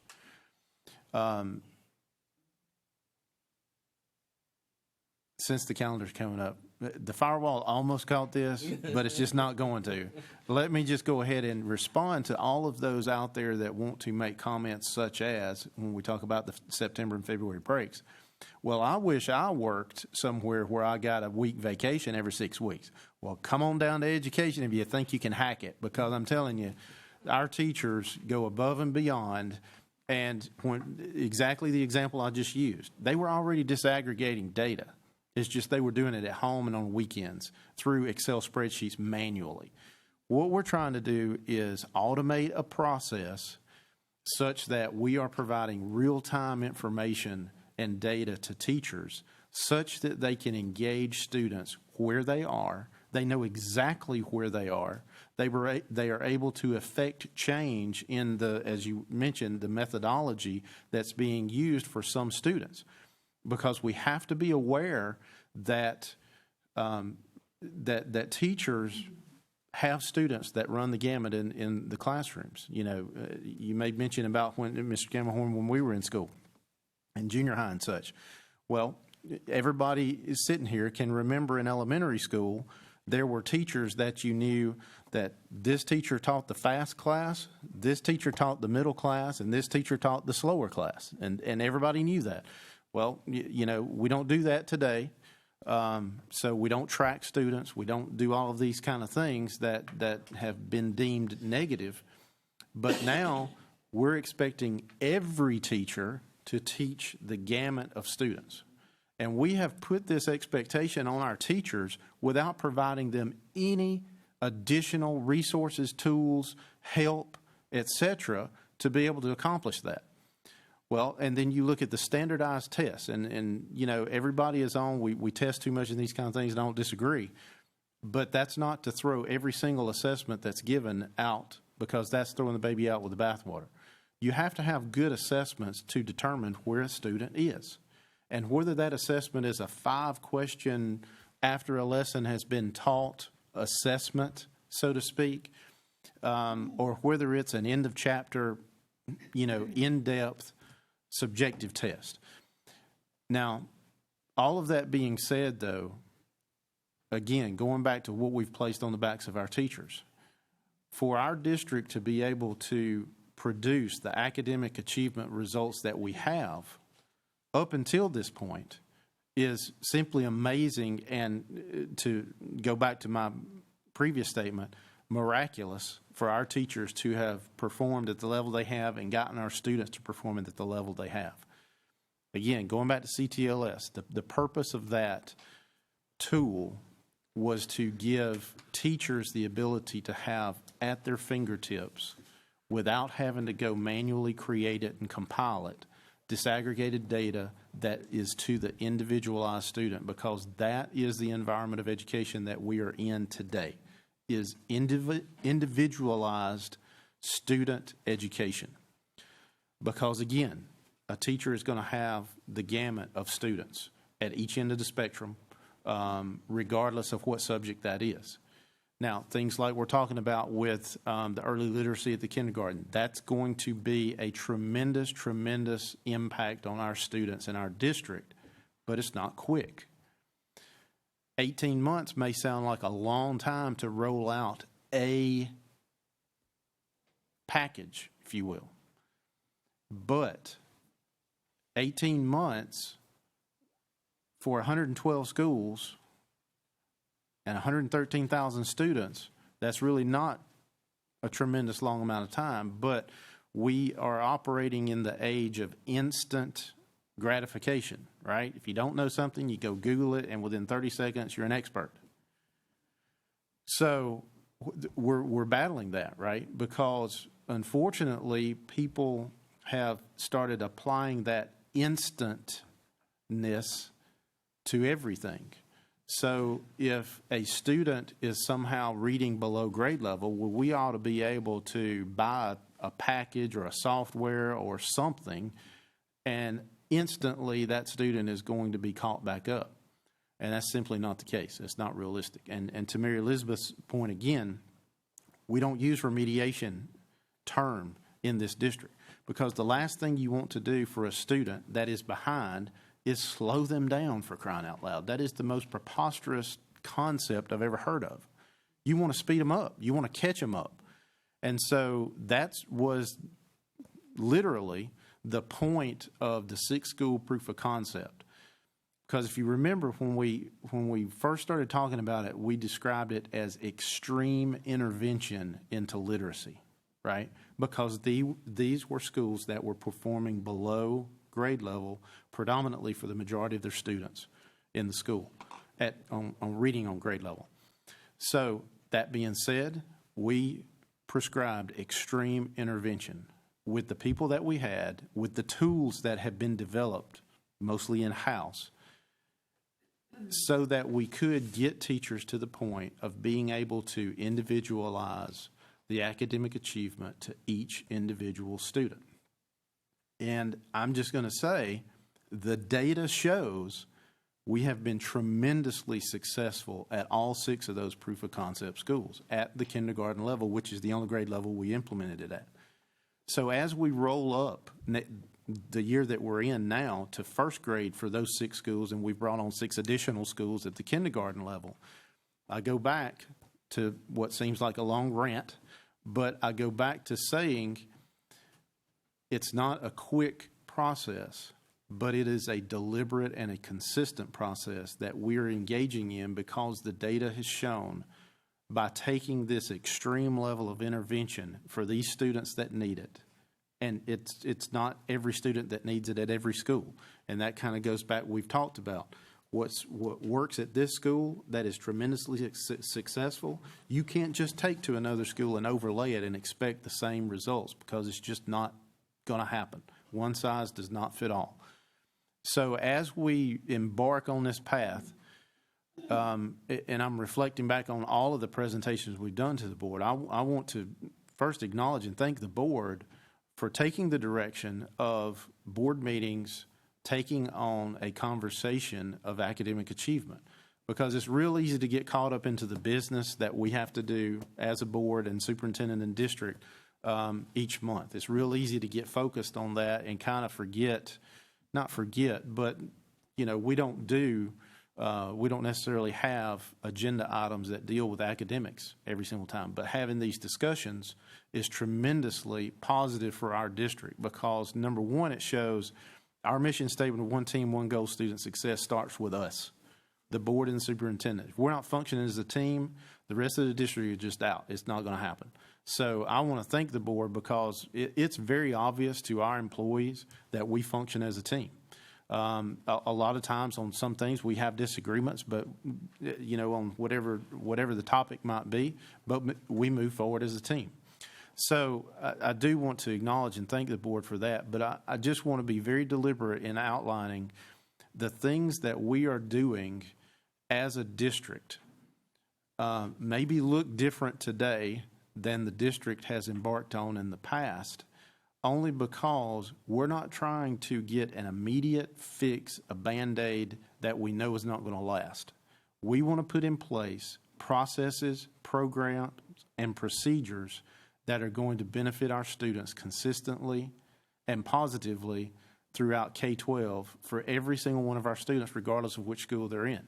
And to Ms. Thayer's point, I'm glad you said that, because I also say in public all the time that these schools that, number one, have been labeled by others chronically failing schools. I refuse to use that term, because that is absolutely not true. Because a school is low performing does not mean they're chronically failing. To Ms. Thayer's point, In a low-performing school, the teachers are working harder at those schools than anywhere else. And it's not because, again, there's so many factors, going back to our previous conversation, that go into what a school is labeled as success versus how a school is realized to be successful. Two totally different paths that seem to never be acknowledged. So all of that being said, what I want us to close with is that, and I'm not saying nobody else can talk, I'm just saying what I want to close with. Yeah, I'm going to close. I think we started at like 5:30 this morning or something like that. But the point is that when we do things in this district today, what I've committed to the board and I've committed to all of our employees, we're not going to jump on fads. And what I mean by that is if we have a new idea, not saying all new ideas are fads, but when we have a new idea in a district as large as we are, we have to make sure that the theory behind that idea is going to yield the outcomes that that theory says. And if they don't, we need to either modify it or throw it out because we can't afford, we don't have the time to waste on theories. We've got to make sure that when we institute something in this district, especially if we do it district-wide, that we have done our due diligence and we can show what the outcomes should be from this. Now, that's not to say that because we implement CTLS at every one of our schools, that automatically the next year they're going to be knocking it out, you know, as far as CCRPI is concerned, as far as EOG is concerned, as far as milestones concerned, SAT, HCT, graduation rate, attendance rate, whatever, you know, you want to apply. But what it says is that we have proven that the results that can be attained and should be attained are thus. And so by that, we're able to say to a school when we're rolling this out, here's what you can expect to experience by the proper implementation of this. Now, it still takes the teachers and the principal of every single school to make sure that we are implementing it with fidelity in every single school. And as long as they do that, we have shown them what the products of this implementation can be.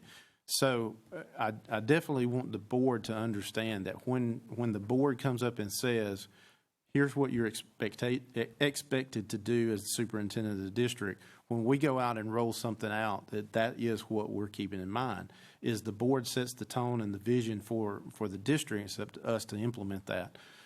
So all of that being said, we do have the greatest teachers of any school district. Because regardless of what the environment has been, they have produced tremendous results for our students and success for our district through those results. But ultimately, it's about the student academic achievement and the student success as reflected in our vision. So I do want to say that regardless of what new tools we come up with and apply, the teachers that we have in this district are bar none far superior to any teachers anywhere. They work hard. They get the results. The principals, as it's National Principals Month, when we recognize all of our principals, the tremendous job that they do. And truly, every employee in our district functions as the one team that we say we are. And when it comes to student success, our results show that. So thanks for indulging me in that soapbox of a rant. Hopefully it wasn't just a rant, but there was some substance to it as well. Good. Thanks. I hope the media was able to get some good sound bites out of it, too. All right. Ms. Thayer, you had something to say? Yes. Excuse me for my voice, but thank you for that. It's really good that our system is looking at the long range because we won't solve these problems without starting at kindergarten. I mean, that's an absolute fact. We must start them there. The other side is we have a lot of kids with our transiency that come in between here and there. So we have a lot that come in that are still impacting these scores and many others. So, you know, we still have those issues also. But again, as a system, we must start at the beginning because you can't stop. As we said, they must learn to read by third grade. But I'm glad David brought this up because I didn't know anything about the program at Pebblebrook. That's a great thing, and if we hadn't asked these questions, we wouldn't have known about that. But I think years ago we did have programs that at times, like particularly at the move from elementary to middle and middle to high, that for students who didn't have the skills, like, well, even Mary Elizabeth, you're talking about your team at Pebblebrook, and they meet about students, let's say in ninth grade lit, and they talk about what's needed. But if one of those students in ninth grade lit is not performing well, and it's because he's reading on a fourth grade level, there's a serious problem here. So sometimes their deficiencies are not just from the start of that school year, it's from many, many years before. So do we have those still summer programs where we teach the basics? About to fall some water over here. Huh?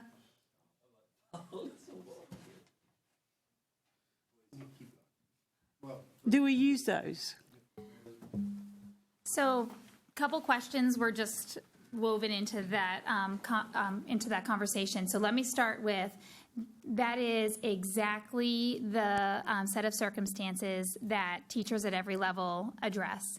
That children who might be in ninth grade are reading on a fourth grade level or some other range of that. And that's why when we look at student performance on such a microcosm scale and a very consistent time increment, we actually can fill those gaps. And we've leveraged the tool Read 180 as a district-wide reading intervention solution. And we have ninth grade students who can be targeted for a portion of their instructional day to actually fill in those reading foundational gaps.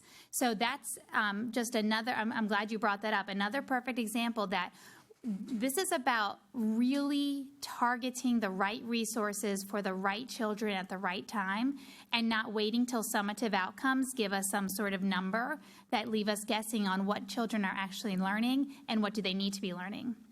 The second thing is, of course, our first board agenda item was Summer Bridge and the opportunity for schools to craft summer learning environments for rising kindergarten, 6th or 9th graders, and targeting specific children who may have demonstrated some gaps in learning in that 5th grade or that 8th grade year.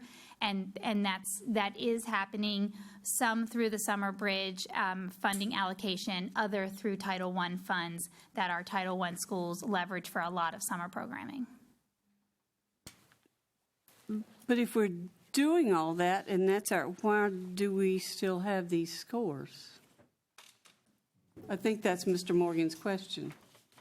So I think that there was an elaboration of the data that's important to look at. I want to point to Pebblebrook, who showed double-digit gains over the last 3 years in American Lit, Biology, U.S. History, and an 8-point gain in 9th grade Lit. So there's some great gains that have occurred. We weren't looking at that on the particular document presented. Additionally, we have McEachern with the 19-point gain on Algebra 1. And these aren't surprise gains. There are systematic teaching and learning processes being very closely targeted. And because of that, we are beginning to feel success. And when we feel the success, teachers are open to increasing the way resources are targeted. I don't mean to just I just woke up. So I don't mean it like that. But if I missed something, I mean, I still don't understand why we're not better using something between there. I mean, I'm kind of agreeing with you, Mr. Morgan, that we could be using summers in some way to better remediate some skills.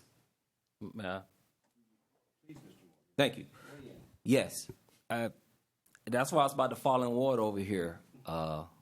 My colleague, Ms. Thayer, because it's exactly what I'm saying. Because what I heard Mary Elizabeth say is that there's a more intentional way and a more time-sensitive way of monitoring kids at Pebblebrook after however much time, was it 2 weeks, 3, something 15 days, so 15 3 weeks. School days, right?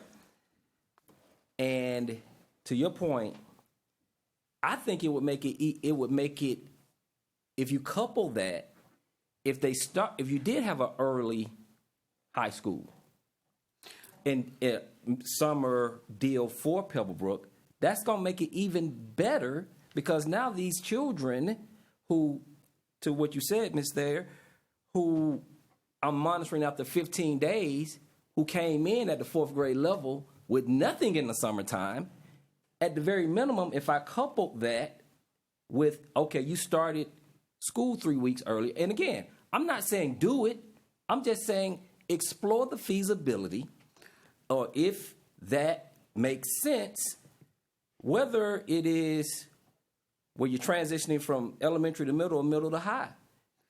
That's all I'm saying is that if you couple that with what's currently happening at Pebblebrook High School, Right. then maybe we will see even more significant gains, not only in their attendance and behavior in classroom, in their grades, but also when they have to take this end of grade test. That's all I'm asking is, can we explore doing that? I know it have to be tweaked because it's a different level, and to what extent? Maybe Chris and his staff come back and say, hey, David. I was going to say, Mr. Yeah, we tried, but for this reason we can't, this reason we can. We do it like this. It could be 2 weeks, be 4 weeks, whatever. I don't know, but I just think that there's enough data to warrant at least a deeper dive into early. Mr. Superintendent, could your staff get input from principals and teachers to see would this be an effective way to approach some of this? Yeah, I mean, and I think what I want to reiterate is that this is brand spanking new. What she mentioned about middle and high school is, now granted, we've been doing different things at Pebblebrook in different ways, but we absolutely take input from the teachers and the principals whenever we're engaging in any kind of new concept or proof of concept. But again, the proof of concept is 6 schools for early literacy intervention. That was the first step, okay?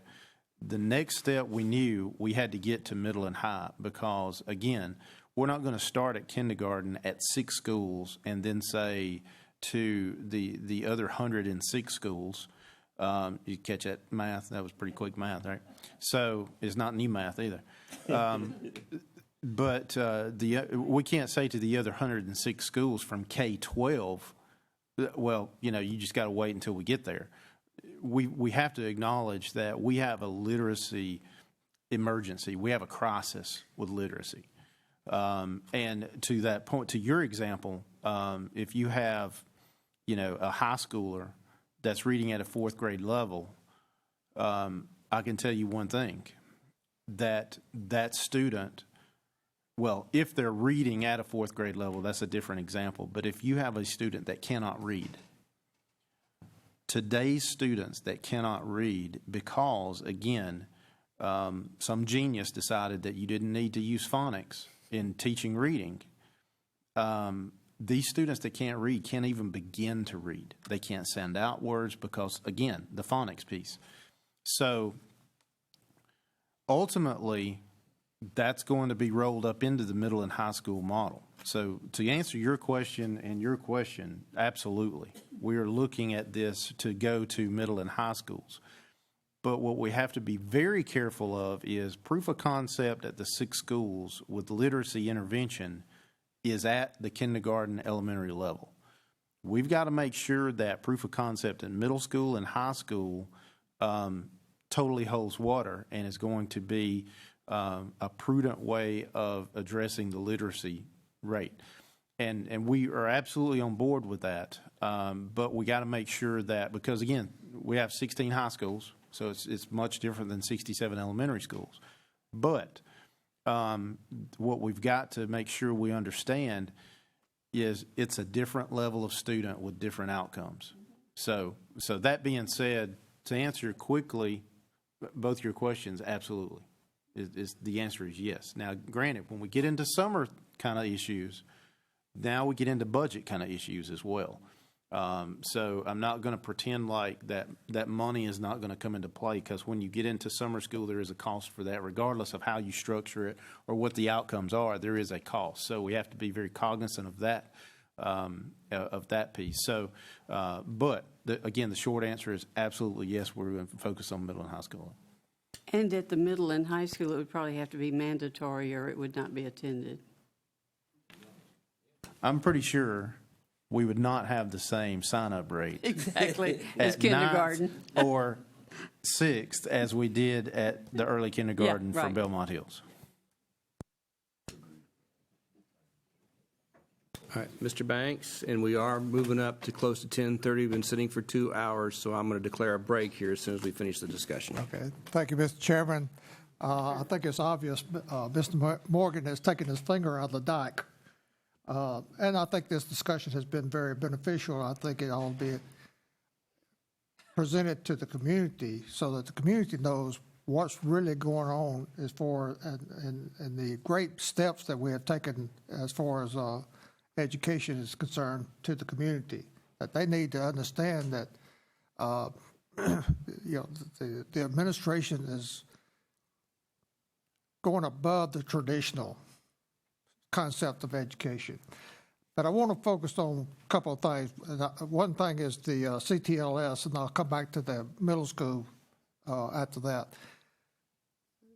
In the CTLS, if I understand correctly, it's more, it has an aspect of real-time testing, that the students or the teacher can have a test during the class to see at what level those students are at and know real time how many passed or understand the questions and pass the questions, and those who didn't, so that the teacher knows exactly in real time situation where the deficiencies are in that classroom.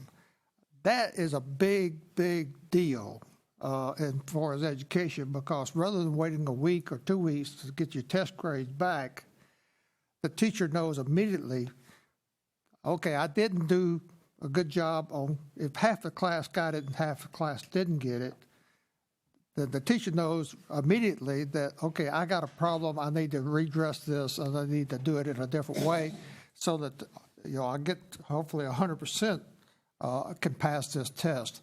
So the community needs to understand that, we're not just doing the traditional type of education. We're doing technology education. We're using technology tools to better convey our teaching process to our students. And the question is, do the parents see this real-time data? Do we have that concept in?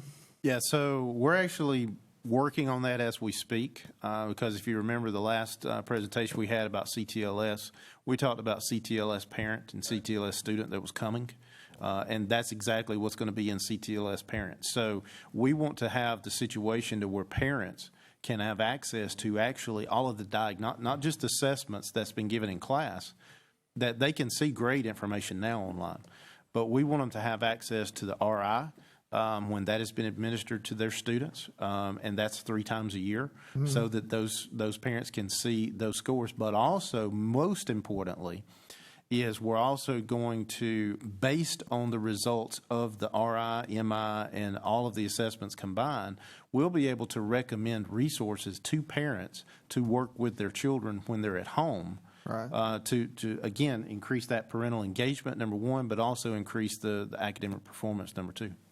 And I think also this gives the parents an opportunity to see what's happening with their student, and they can take, some action if they want to in order to help their student to be more proficient. So I think, that's just one aspect of CTLS, but I think the public needs to understand that it's different. And going back to the middle schools, we have AC classes in middle schools. Do we have, is the qualifications and the criteria to be in an AC class the same for all middle schools? That is a locally designed set of success indicators. So schools identify what data points they will look at to determine success. So they're all the same, basically. Yeah, they're using the same rubric. Every school designs their own. Oh, so you're saying one middle school could have a different criteria for an AC class versus another school?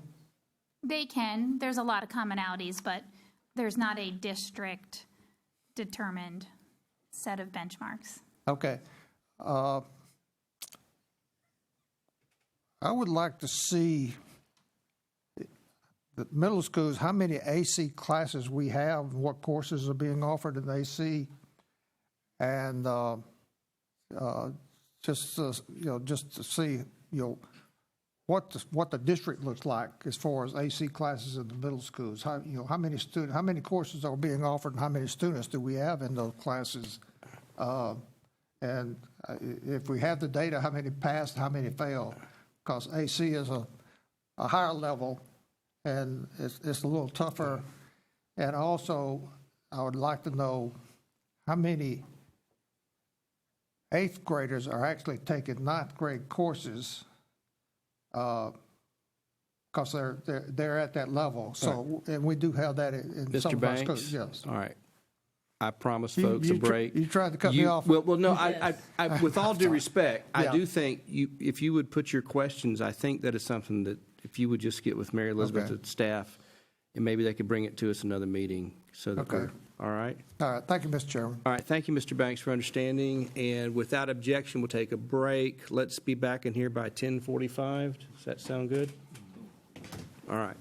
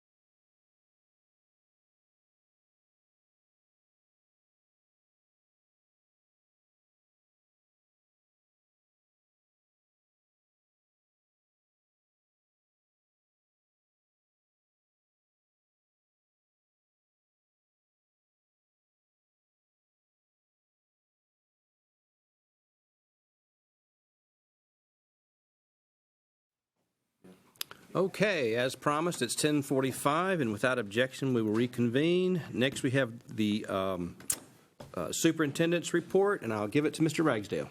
Yes, sir, Mr. Chair, members of the board. I'm going to ask John Adams to come forward and present kind of an update somewhat on the bus safety program we have, and we'd be happy to take any questions or comments after. And we also have a video as well, so just to prepare you for any questions or comments after that. Thanks. Thank you, Mr. Superintendent, Mr. Chair, members of the board. Brief introduction before we show the video, and then I'll give you just a couple minutes of some additional explanation. We're coming to you today to give you an update on the incredible success that is the Stop Arm Camera program in Cobb. It's relevant because next week is National and Georgia School Bus Safety Week, so the timing is especially pertinent. One of the many things I love working for Mr. Ragsdale is that there's no superintendent in the country who is more committed to student staff safety, and that resonates particularly with me. You may recall that I spent 7 years of the beginning of my adult life as a police officer in Cobb, and I have done death notifications as a result of traffic accidents. And I don't want to do one again. So this program is extremely important to the safety of our students in Cobb County, and as you'll see, we think it's a great news story, although there's work left to do. So let's roll the video. When a motorist ignored the flashing lights and extended stop arm, a Cobb County kindergarten student was struck and killed as she exited her school bus. Out of this tragedy, the Georgia General Assembly passed enabling legislation to allow for bus-mounted cameras to record possible violations of school bus stop arms. In 2012, Cobb County became the first jurisdiction in Metro Atlanta to deploy cameras on school buses with the largest installation of any jurisdiction nationwide. As a joint venture supported by the Cobb County Board of Education, the Cobb County Board of Commissioners, Cobb County State Court, and the Cobb County Police Department, it is a model for the nation. Each day, Cobb County school buses transport more than 80,000 students over 70,000 miles, making more than 84,000 stops daily. Student safety is the highest priority. Since 2012, the Cobb County Police Department has issued over 40,000 citations to motorists who have been identified by video on camera-equipped buses. That's an average of over 46 citations issued each school day. While some buses experience a higher number of violations than others, that amounts to over 60 violations per school bus per school year. Alarming statistics when you consider it only takes one violation to take the life of a child. So this has been a Cobb County-initiated program that has blossomed statewide and throughout Metro Atlanta. Our own legislator, Don Parsons, actually authored the initial law along with input from two very active Cobb County mothers. Our solicitor, Barry Morgan, helped tweak the law to make it what we hear is one of the best in the country. And it's been now adopted by dozens of jurisdictions across the state. And we've partnered and will continue to partner with American Traffic Solutions, who's the leading traffic enforcement company in this effort. Our program has been a model both statewide and nationwide. We've been featured in national transportation magazines, on webinars, presented at national and state conferences, and we have literally been a model for both the nation and the state and how to implement this program. And it's, as I said, blossomed statewide. At least 15 just Metro Atlanta, metro area counties have this program as well. There's some good news here in that in addition to being a model and being very successful, we have seen a significant reduction in violations. Our drivers have reported a 50% reduction in what they perceive to be violations over the course of the program. That's the good news.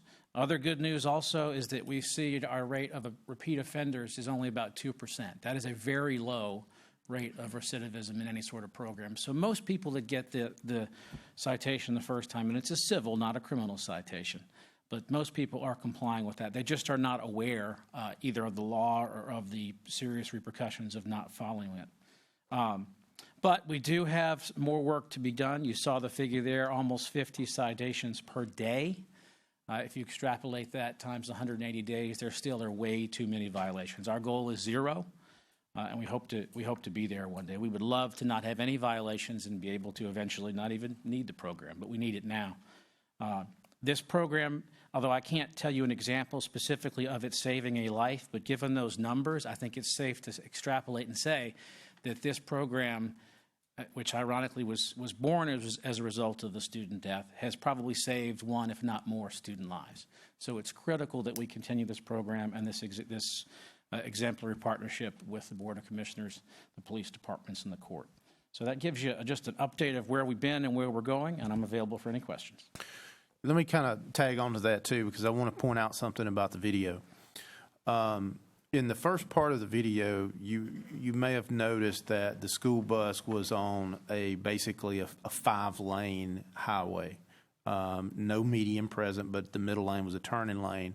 And the school bus was in basically the ACEL, DCEL lanes to let students on and off the bus. And what you probably noticed is traffic just running by the bus on both sides of the road, right? That's against the law. Without a median, you're supposed to stop on both sides of the road for the school bus stop arm. And people may, be inclined to say, well, the bus is in the ACEL, DCEL lanes, is the beginning of a subdivision, so, we shouldn't disrupt traffic. Well, should we take that same philosophy toward red lights?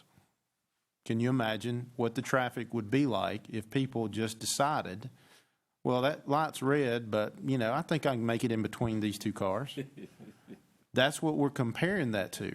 And then, most importantly, you saw in the subdivision, now granted, I want to say up front that we have done everything in the world to prevent either onboarding or offloading students where they have to cross the road. We have done everything, and Rick Grisham is here, and he's done an awesome job of managing our routes and creating our routes such that it's always on the right and they don't have to cross the road.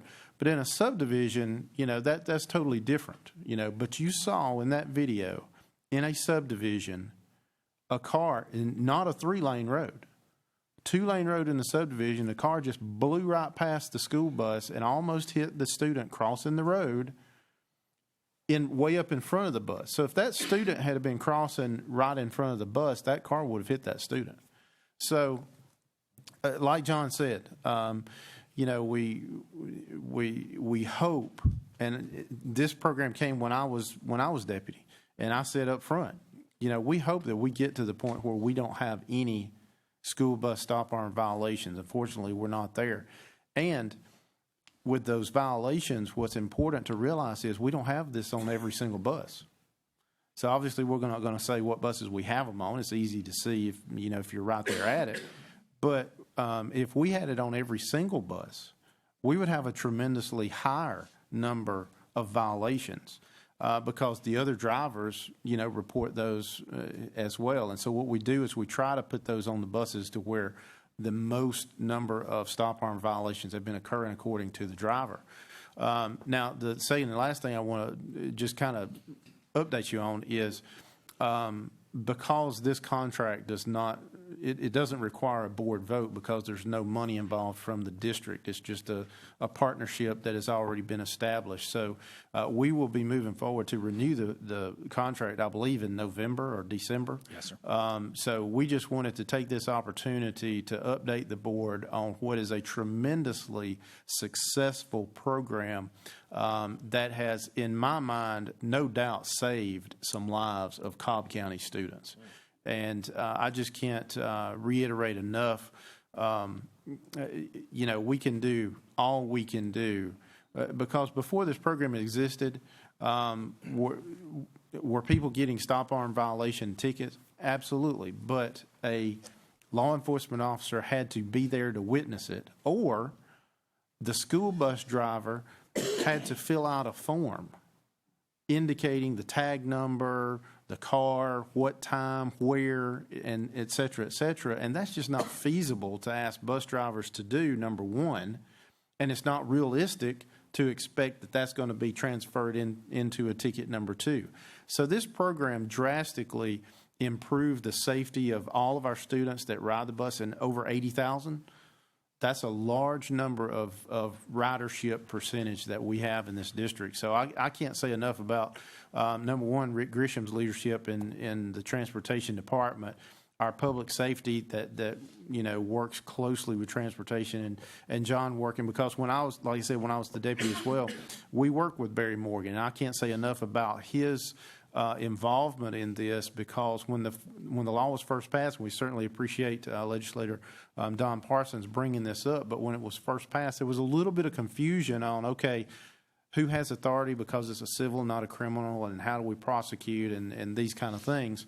And Barry Morgan was instrumental in getting that worked out, and I just really want to acknowledge his partnership in this endeavor. And of course, Cobb PD, has been a tremendous partner as well, because they're all about keeping our roads safer. So I just can't say enough about how successful this program has been in making it safer for over 80,000 of Cobb County's most precious possessions, for 80,000 of those students' parents that they entrust us with, that this program has definitely made it safer for them to ride the bus. Thanks. Thank you, Mr. Superintendent. Mr. Scamahorn? Thank you, Mr. Chair. The superintendent answered one question as far as they're not all on the bus. What percentage approximately do our buses have cameras? And I know that's offset a little bit in the sense of data, because he also said that most of the cameras are on our more busy routes. So we don't want to divulge that percentage number, but we'll tell you off camera, what the percentage is. It's high enough that you should obey the law. Exactly. Well, my point being is, whatever the number is, it's actually higher because our cameras are on more busy routes. So do you foresee it being self-sustaining as far as installation and repair in our near self-sustain? And we hope it goes to zero, but we're all human beings, so. We do. We think that we've seen a relatively low rate of failures on the cameras, and when they do fail, the expense to repair them is not tremendous. And then the technology is just getting cheaper. So if you need to replace them, the technology is getting cheaper as well. So we think it will be self-sustaining. But again, our goal is zero. If we can get to consistently zero, then we've accomplished our mission. Yeah, it's money well spent. Thank you, Mr. Adams. Thank you, Mr. Chair. Thank you, Mr. Scamahorn. Mr. Wheeler? Thank you, Mr. Chair. Mr. Adams, I don't know if this is for you or Mr. Gresham, but what's the procedure like in a subdivision? There's no camera on a bus, and this repeatedly happens. How would the district driver report that, or neighbors on this that are at the bus stops do that? What's the method to go with that? As Mr. Ragsdale explained, the current law does allow for drivers, if they don't have a camera on their bus, to record a tag, and there's a form that they can fill out, and essentially the driver can essentially issue a ticket themselves for this if they witness the offense and get the tag. As you can imagine, while trying to safely operate a school bus with 40 kids in the back, it's tough for a driver to get a tag in the mirror when it might be reversed and write it down while managing kids and safely driving a bus. But in theory, that is possible, but that is obviously not really practical and less than ideal. But to answer your question a little further, if we didn't have a camera, if we can move cameras or move buses. So if we see an acute need, we can make sure that that area has a camera allocated to it. And we do routinely. If people get the message on Hurt Road that they can't do this, and we see that there's something else popping up on Macklin Road, then we can reallocate a camera from Hurt to Macklin Road. How to think of streets without medians. Also, as with any traffic enforcement issue, whether it's speeding, running stop signs, or this, that citizens can always contact their police department, Cobb County Police, for example. And if enough citizens complain enough about a certain area, Cobb PD, for example, will send their STEP unit, their special traffic enforcement unit, to hit hot spots. So there's a variety of opportunities. Okay, thank you, Mr. Wheeler. Mr. Banks. Thank you, Mr. Chairman. My understanding is the company that's managing this camera option provides those at no cost to the Cobb County School District. Is that correct? No, not exactly. They were initially, during the first iteration of the contract, they were provided to us, and that was part of the contract. At this point now, going forward with the renewal of the proposed renewal of the contract, Cobb will own the legacy cameras because we've essentially paid for them. So if we were, however, to add additional cameras that are not part of the renewal contract, that'd be a different issue. But going forward, we actually own the cameras now. Is our position to add more each year? There's a diminishing return. We put our focus on the places most likely to have violations. It's not exactly a function of how busy the road is. It's more where we think the violations are occurring, and that typically correlates to busy roadways, but not always. But we've seen, as we've added some cameras over the years, that you do kind of get a diminishing return if you're doing a good job of hitting the hot spots to begin with. So I think we will probably add some, but I think that not a huge amount going forward. You mentioned the Cobb County Police. The entity that's managing the cameras and the fines, they're not autonomous. They have to get, I believe, an okay through the Cobb County Police Department before they can actually issue the fine. Is that correct? Still in effect? Yes, sir. What happens if you pass a bus with the stop arm activated and you are recorded, and there's a grace period built in, first of all. So if it's close, then it won't even generate a possible violation. But the possible violations after that grace period, they initially go to American Traffic Solutions, and they have a center that reviews those and determines, yes, we think this is indeed a likely violation. That's the first level. The second level, then, that is digitally transmitted to Cobb County Police, that same unit to which I referred that does traffic enforcement full-time. They will then review a sworn, trained, experienced officer, in this case officers who are very experienced in traffic enforcement and accident reconstruction, then it reviews each of those individually, also determines that they think that there's probable cause to believe that there was a violation of the stop arm law. Then it would go to state court, and eventually people that object or have a concern that maybe it wasn't them or whatever the case may be, then they have the opportunity to go plead their case in front of a judge in state court. So there's really 3 layers. I know at one time when we first started this, there was concern about an outside entity having basically law enforcement capabilities, but that's not true. Nothing really happens as far as citations unless the Cobb County Police Department has approved it. Is that You are correct, sir. right? Thank you, Mr. Chairman. Thank you, Mr. Banks. Ms. Thayer? No. Anybody else? Okay, then moving right along. All right, Mr. Chair, members of the board, I'm going to ask Mr. Brad Johnson, our CFO, to come and bring the general fund pro forma financial statement. Good morning, Board. Mr. Chairman, Mr. Vice Chair, members of the Board, Mr. Superintendent. As in previous years, we are presenting today a pro forma financial statement to estimate where we are financially as a school district at the end of the fiscal year as of June 30th, 2017, since we don't complete the audit till the end of the calendar year.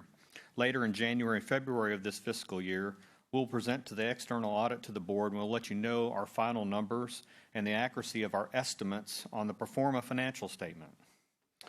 The accounting department, under the direction of Jan Hendricks, has worked very hard to close out the school district accounting record books as of June 30th, 2017. And you can imagine it's a lot of hard work for a $1 billion budget. Jan's department is one of the behind-the-scenes department of the school district that is so crucial to financially supporting our teachers and classrooms, and I want to thank her and her team for the work they perform. I have placed a copy of the pro forma financial statement at your desk for your review. This statement continues to use the same format that we have presented for several years. On the left side of the report in column A, you can see the actual revenue and expenditure numbers for FY 2017 with an ending unassigned fund balance estimate of $96 million. Board policy states that we strive to stay within a 1-month reserve target of general fund expenditures. Our most recent calculation of a 1-month reserve target is $91 million, so we're currently slightly above that figure, and our projections continue a pattern of fairly good accuracy. When the annual independent audit is completed by our external audit, we will present final numbers on after the first of the year. On the right-hand side of the report, we have continued to present a variety of financial information that is relevant to our financial status, which includes our general fund safety net in Section B, a continuation of no long-term debt in the Section C section, and in Section D, budget data and comments, which as a result continues to provide a challenge to the district as we try to balance our general fund budget each year. Mr. Chairman, these are my comments for today regarding our financial status relating to June 30th, 2017. As always, we are available to answer questions. Okay, Mr. Superintendent, do you have anything you want to say first? Or? Well, I just want to give you a chance to. All right, because Mr. Sweeney, I just. All right, Mr. Sweeney. Thank you, Mr. Chair. And Mr. Johnson, thank you again for this excellent report. I love this format. I think it's very, very telling. One of the things I wanted to point out is that what I'm seeing in your numbers here, and I'm even looking at the CAFR for 2016 Consolidated Annual Financial Report, and it would demonstrates that the tax digest in Cobb County was at its largest in 2009, fiscal year 2009. Is that correct? That is correct. Okay. And what you're showing here is that net digest was approximately $25 billion. At its highest in 2009. Right. And that's for the Cobb County School District alone. Alone. Okay. And since 2009, we have not yet exceeded that number. Is that correct? That is correct. We had a number of years where it was negative growth. Right. And so people, I think, largely are under the impression that the Cobb School District has fully recovered, and yet these numbers tell a different story, a markedly different story. For example, even in the fiscal year 2018, we are still below the fiscal year 2019 digest numbers. That's 2009. I'm sorry.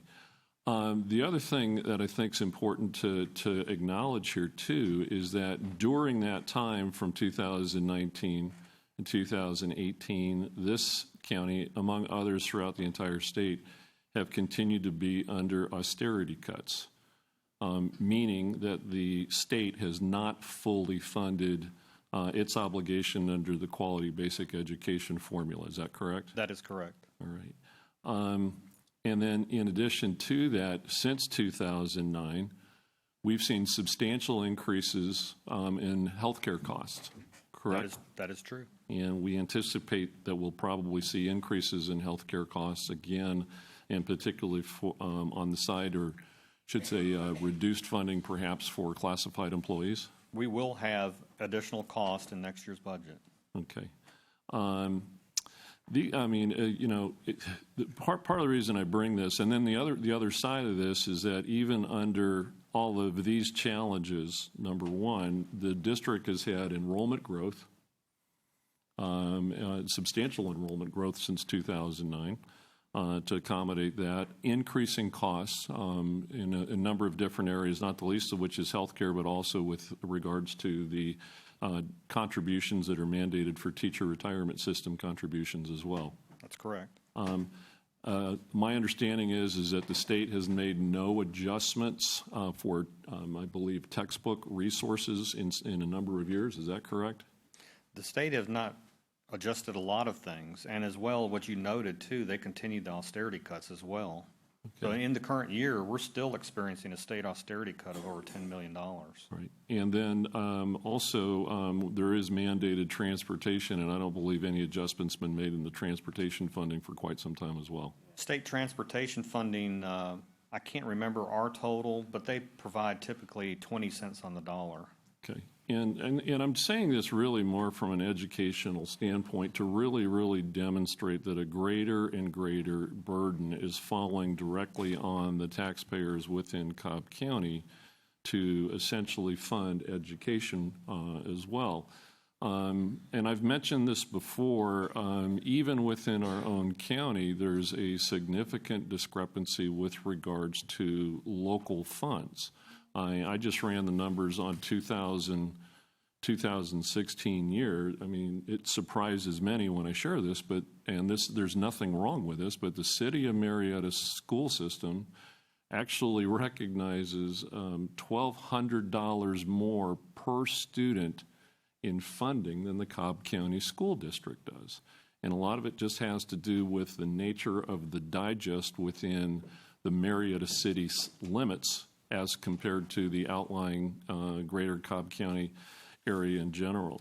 One of the things that is also happening is that City of Marietta is embarking on some annexation, which is further eroding the tax base for the Cobb County school system.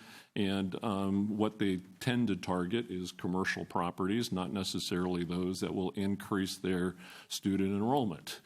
So we have some significant headwinds in front of us relative to this budget. I think your summary is fantastic. I really appreciate it. But I think we're going to have some interesting challenges ahead of us as the upcoming budget cycle unfolds. Yeah, the revenue stream is just not what it needs to be. Thank you. Yeah, let me respond to one of those points you made, Mr. Sweeney, and that is the health care. Not only is it really unacceptable that in the same budget you have austerity cuts as well as increase to the classified health insurance. What's truly disappointing is the attempt that was made a couple of years ago to totally do away with health or our classified employees being able to take part in the state health benefit plan. As we all know, that is your transportation workers, your bus drivers, maintenance, food service, technology. And a lot of these positions basically work for benefits. I mean, most of our bus drivers work for benefits. So to target that is really just tremendously disappointing because obviously we've talked about how every single one of our team members plays a vital role in the success of the school district. And, you take out 30, 40, 50% of bus drivers that would no longer work if you didn't have the same benefits. And that number may be high. It may not be. It may be low. But that definitely would impact our ability to transport, as you just saw, 80,000 students on a daily basis.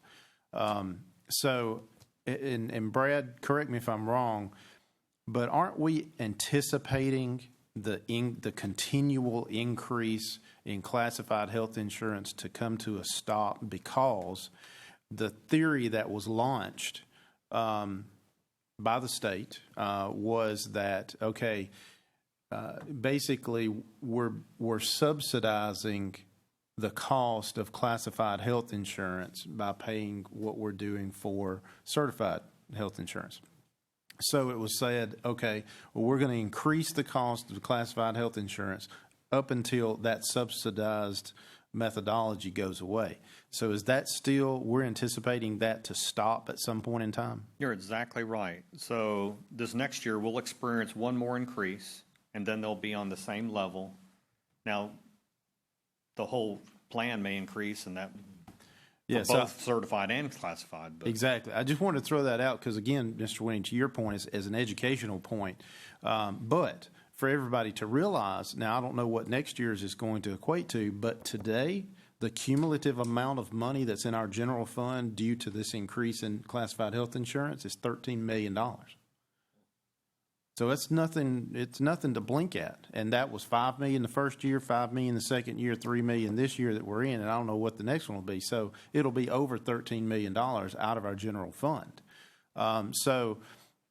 Again, it's, I'm glad that they kind of backed off of totally getting rid of the state health benefit plan acceptance and membership for classified employees, but still it's an education factor that needs to be thrown out there, because as we talk about $1 billion budget, it's easy for numbers, to kind of get, blurry at a time, because $1 billion is a huge budget. But let's also keep in mind, out of that $1 billion, over 90% of it is in people. So when you talk about something that impacts our people, which are our employees, that stands to reason we need to make that well known. Okay, Mr. Scamahorn. Thank you, Mr. Chair. Just got a couple of real brief things. One from and it's an excellent report. Thank you, Mr. Johnson. But on number 4 on the right-hand side, Cobb County School District exemptions, your years go down from 16 down to 18, and on all the others they go up. Is that an issue? It was just presented that way. Okay, I didn't know if there was significant. Not a reason. Okay, and then the other thing that I wanted to ask is, last year we didn't do a printed budget forecast for the board. What month do we start looking at that? Well, in the budget process, we've started the budget process at different times during all the years that I've been here. One of the things, and especially more recently, we just don't know a lot of information. And you've heard me talk many times about the different types of revenue we have, and local and state.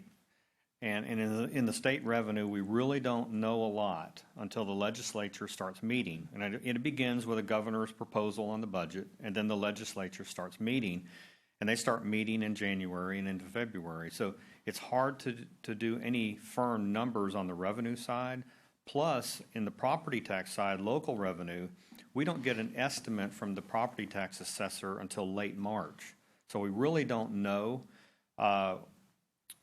What we do when we start talking to the board in February or March is we use our best guess. We try to trend it. But these days, the economy, it's been harder and harder to trend.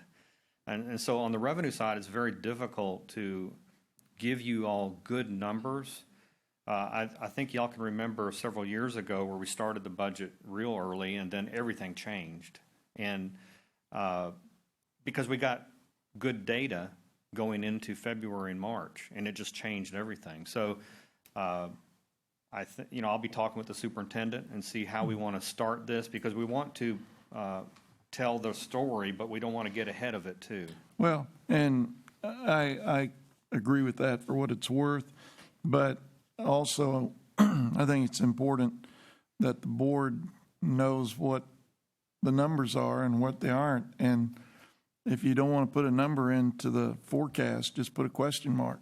If you don't want to trend it, and I understand that, but I felt like there was a gap of information for the board last year, and I didn't realize it until we were well into it. So I'm not trying to make an issue of it now, but I would like to request that we go back to what we were doing in previous years before last year, and give the board a budget forecast starting in February, if that's where we want to start. So. Yeah, so let me address that a little bit. So to speak to Brad's point,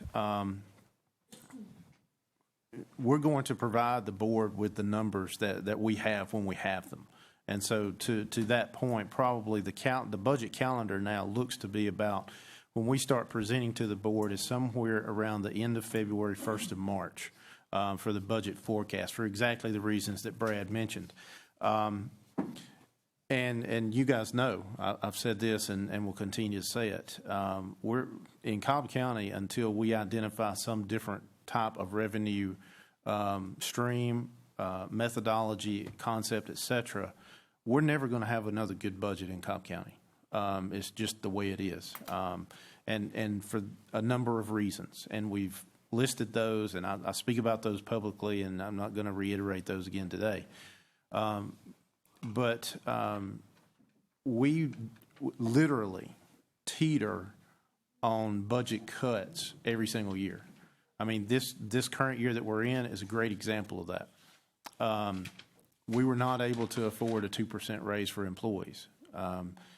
And out of $1 billion budget, that sounds ridiculous and truly unacceptable when you look at the determining factors of the state revenues increasing, the economy is turning around, the county digest is growing, but yet the school district can't afford a 2% raise. That's a very important piece of information to look at. And the only reason that we were able to afford a 1.1% bonus and not have to experience budget cuts is because, if you remember, the Freeport exemption, it actually went down. And that's the only thing, that one thing is what allowed us to be in the position of having the situation to provide a bonus for our employees. So it's a very, finance has one of the most difficult jobs in the district because obviously everything we do depends upon the budget. And so we just, it's unfortunate because our budget is July to June, that we are into February and March before we have legitimate numbers to even make a forecast on. And that's kind of the point to be made, is that when we start talking in February and March, it's still just a forecast, because two things have to happen. The governor has to present his budget to the legislature, but then they have to, as Brad mentioned, talk about it, discuss it, tweak it, whatever they're going to do. Then when that gets passed, that solidifies what the state budget is. And again, the county digest of what we get in March is just a forecast from the county. We actually don't get the real number of the county digest until July, after we've already started the fiscal year. So should that ever be out and the forecast be off, we could have a serious financial impact at a time in which there's not a lot of wiggle room, because, when we set our budget, we present the budget to the board, we've done the due diligence as far as what's been presented. When we start July 1, if the county digest dropped, because that's obviously the worst case scenario, then we're in a serious world of hurt at that point in time, because, again, we've created a budget, the board's approved the budget, and we've adopted the millage rate accordingly. So that's a very difficult place to be in. So to your point, Mr. Scammahorn, yes, so we're going to present the information to the board as soon as we have it. And like I said, the end of February, 1st of March is kind of when we anticipate having those first conversations with the board. And now that we've gone to a 2-retreat kind of calendar, that might be an option. I don't know when the spring retreat's going to be, and it might be after that fact, but that might be an option as well, is to have those some of the conversations about the budget in the retreat. But we'll cross that bridge when we get there.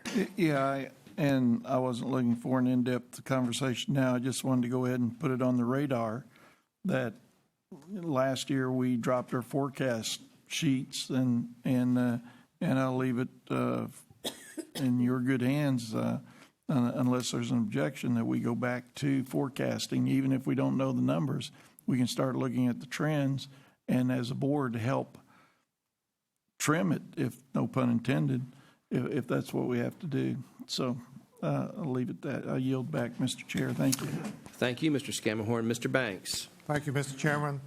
Mr. Johnson, item number 2, would you elaborate the effect that has on our QBE funding? Because for public consumption, the public needs to realize that this 5 mil fair share for Cobb County is not 5 mils. Would you elaborate on that? It is. Part of the QBE formula, there's a series of formulas, and the major metric in the QBE formula is students. And so those student counts are applied to formulas, and then a total's derived. But then once that total's derived, certain things are deducted from that total. One is the austerity cuts. Another one is the local 5 mil share. Because the state does not recognize our local exemptions, our 5 mil share is more like, I think, and I'm estimating, about 6.1 mils. So it's costing us more. We wish that the state would recognize the local exemptions, but they don't in that formula. a parliamentarian, not a legal counsel, probably can answer this. If we could do legislation to actually exclude those if the legislators were to vote for a change in the statute. Is that correct? They wouldn't have to have an amendment to the Constitution. That's correct. Okay. So if we got the legislators to put in an exemption, and there are, if you read the statute, there are some exemptions in there that if Cobb County could do it, is Cobb County the only, we're not the only one that has this situation, are we? Well, other counties could have local exemptions that are not counted. I mean, it's statewide. That's the way it works for everybody if they do have local exemptions. I don't know what other local exemptions other counties have. Okay. Do we know how much money are we talking about if we had a true 5 mil? Well, the difference between 5 mils and 6.1 is probably $25 million that we're losing. Well, that's a substantial amount of money. Thank you, Mr. Banks. Anyone? Okay, Mr. Sweeney. Thank you. And again, excellent report. The only other thing I wanted to bring up is the one thing I didn't bring up earlier was classroom sizes and teachers. Going back to 2008, 2009 period, we've talked about trying to, do everything we can to reduce classroom sizes, but to get to those ratios, I think we're still talking about 900 to 1,000 teachers. Is that about right? I haven't updated the number of teachers. We're down from the peak, but I'm sure it's still in the range of 800 or 900. Yeah, I'd have to get that exactly for you. And then I seem to recall that the average loaded cost, and when I say the cost, I'm not talking about salary, but I'm talking about the cost of a teacher, for example, is with taxes and benefits and retirement system contributions and everything is approximately $85,000 per teacher. It's $85,000, but it'll go up for the next year because we had a step increase. So it'll probably be in the range of 87 next year. And again, for educational purposes, I mean, you're talking to, hire 800 to 900 teachers at that loaded cost. I mean, that's well more than $100 million. Yes. $100 million that the district doesn't have, nor does it foresee having in the near term. Not in the near term. Okay. Thank you very much. Thank you, Mr. Sweeney. Anyone else? Okay. Here's what, if there's no objection, we're almost to 11:30. If there is a motion that we go into executive session for personnel, land, legal, and student matters, we are probably going to need to be in executive session until approximately sometime between 1 and 1:30. We have, the four major areas. So do I have Mr. Sweeney makes a motion, Mr. Banks is a second. All in favor, raise your hand. Okay. So we will be in executive session until approximately, start looking for us at 1 o'clock, and we'll see you at 1:30.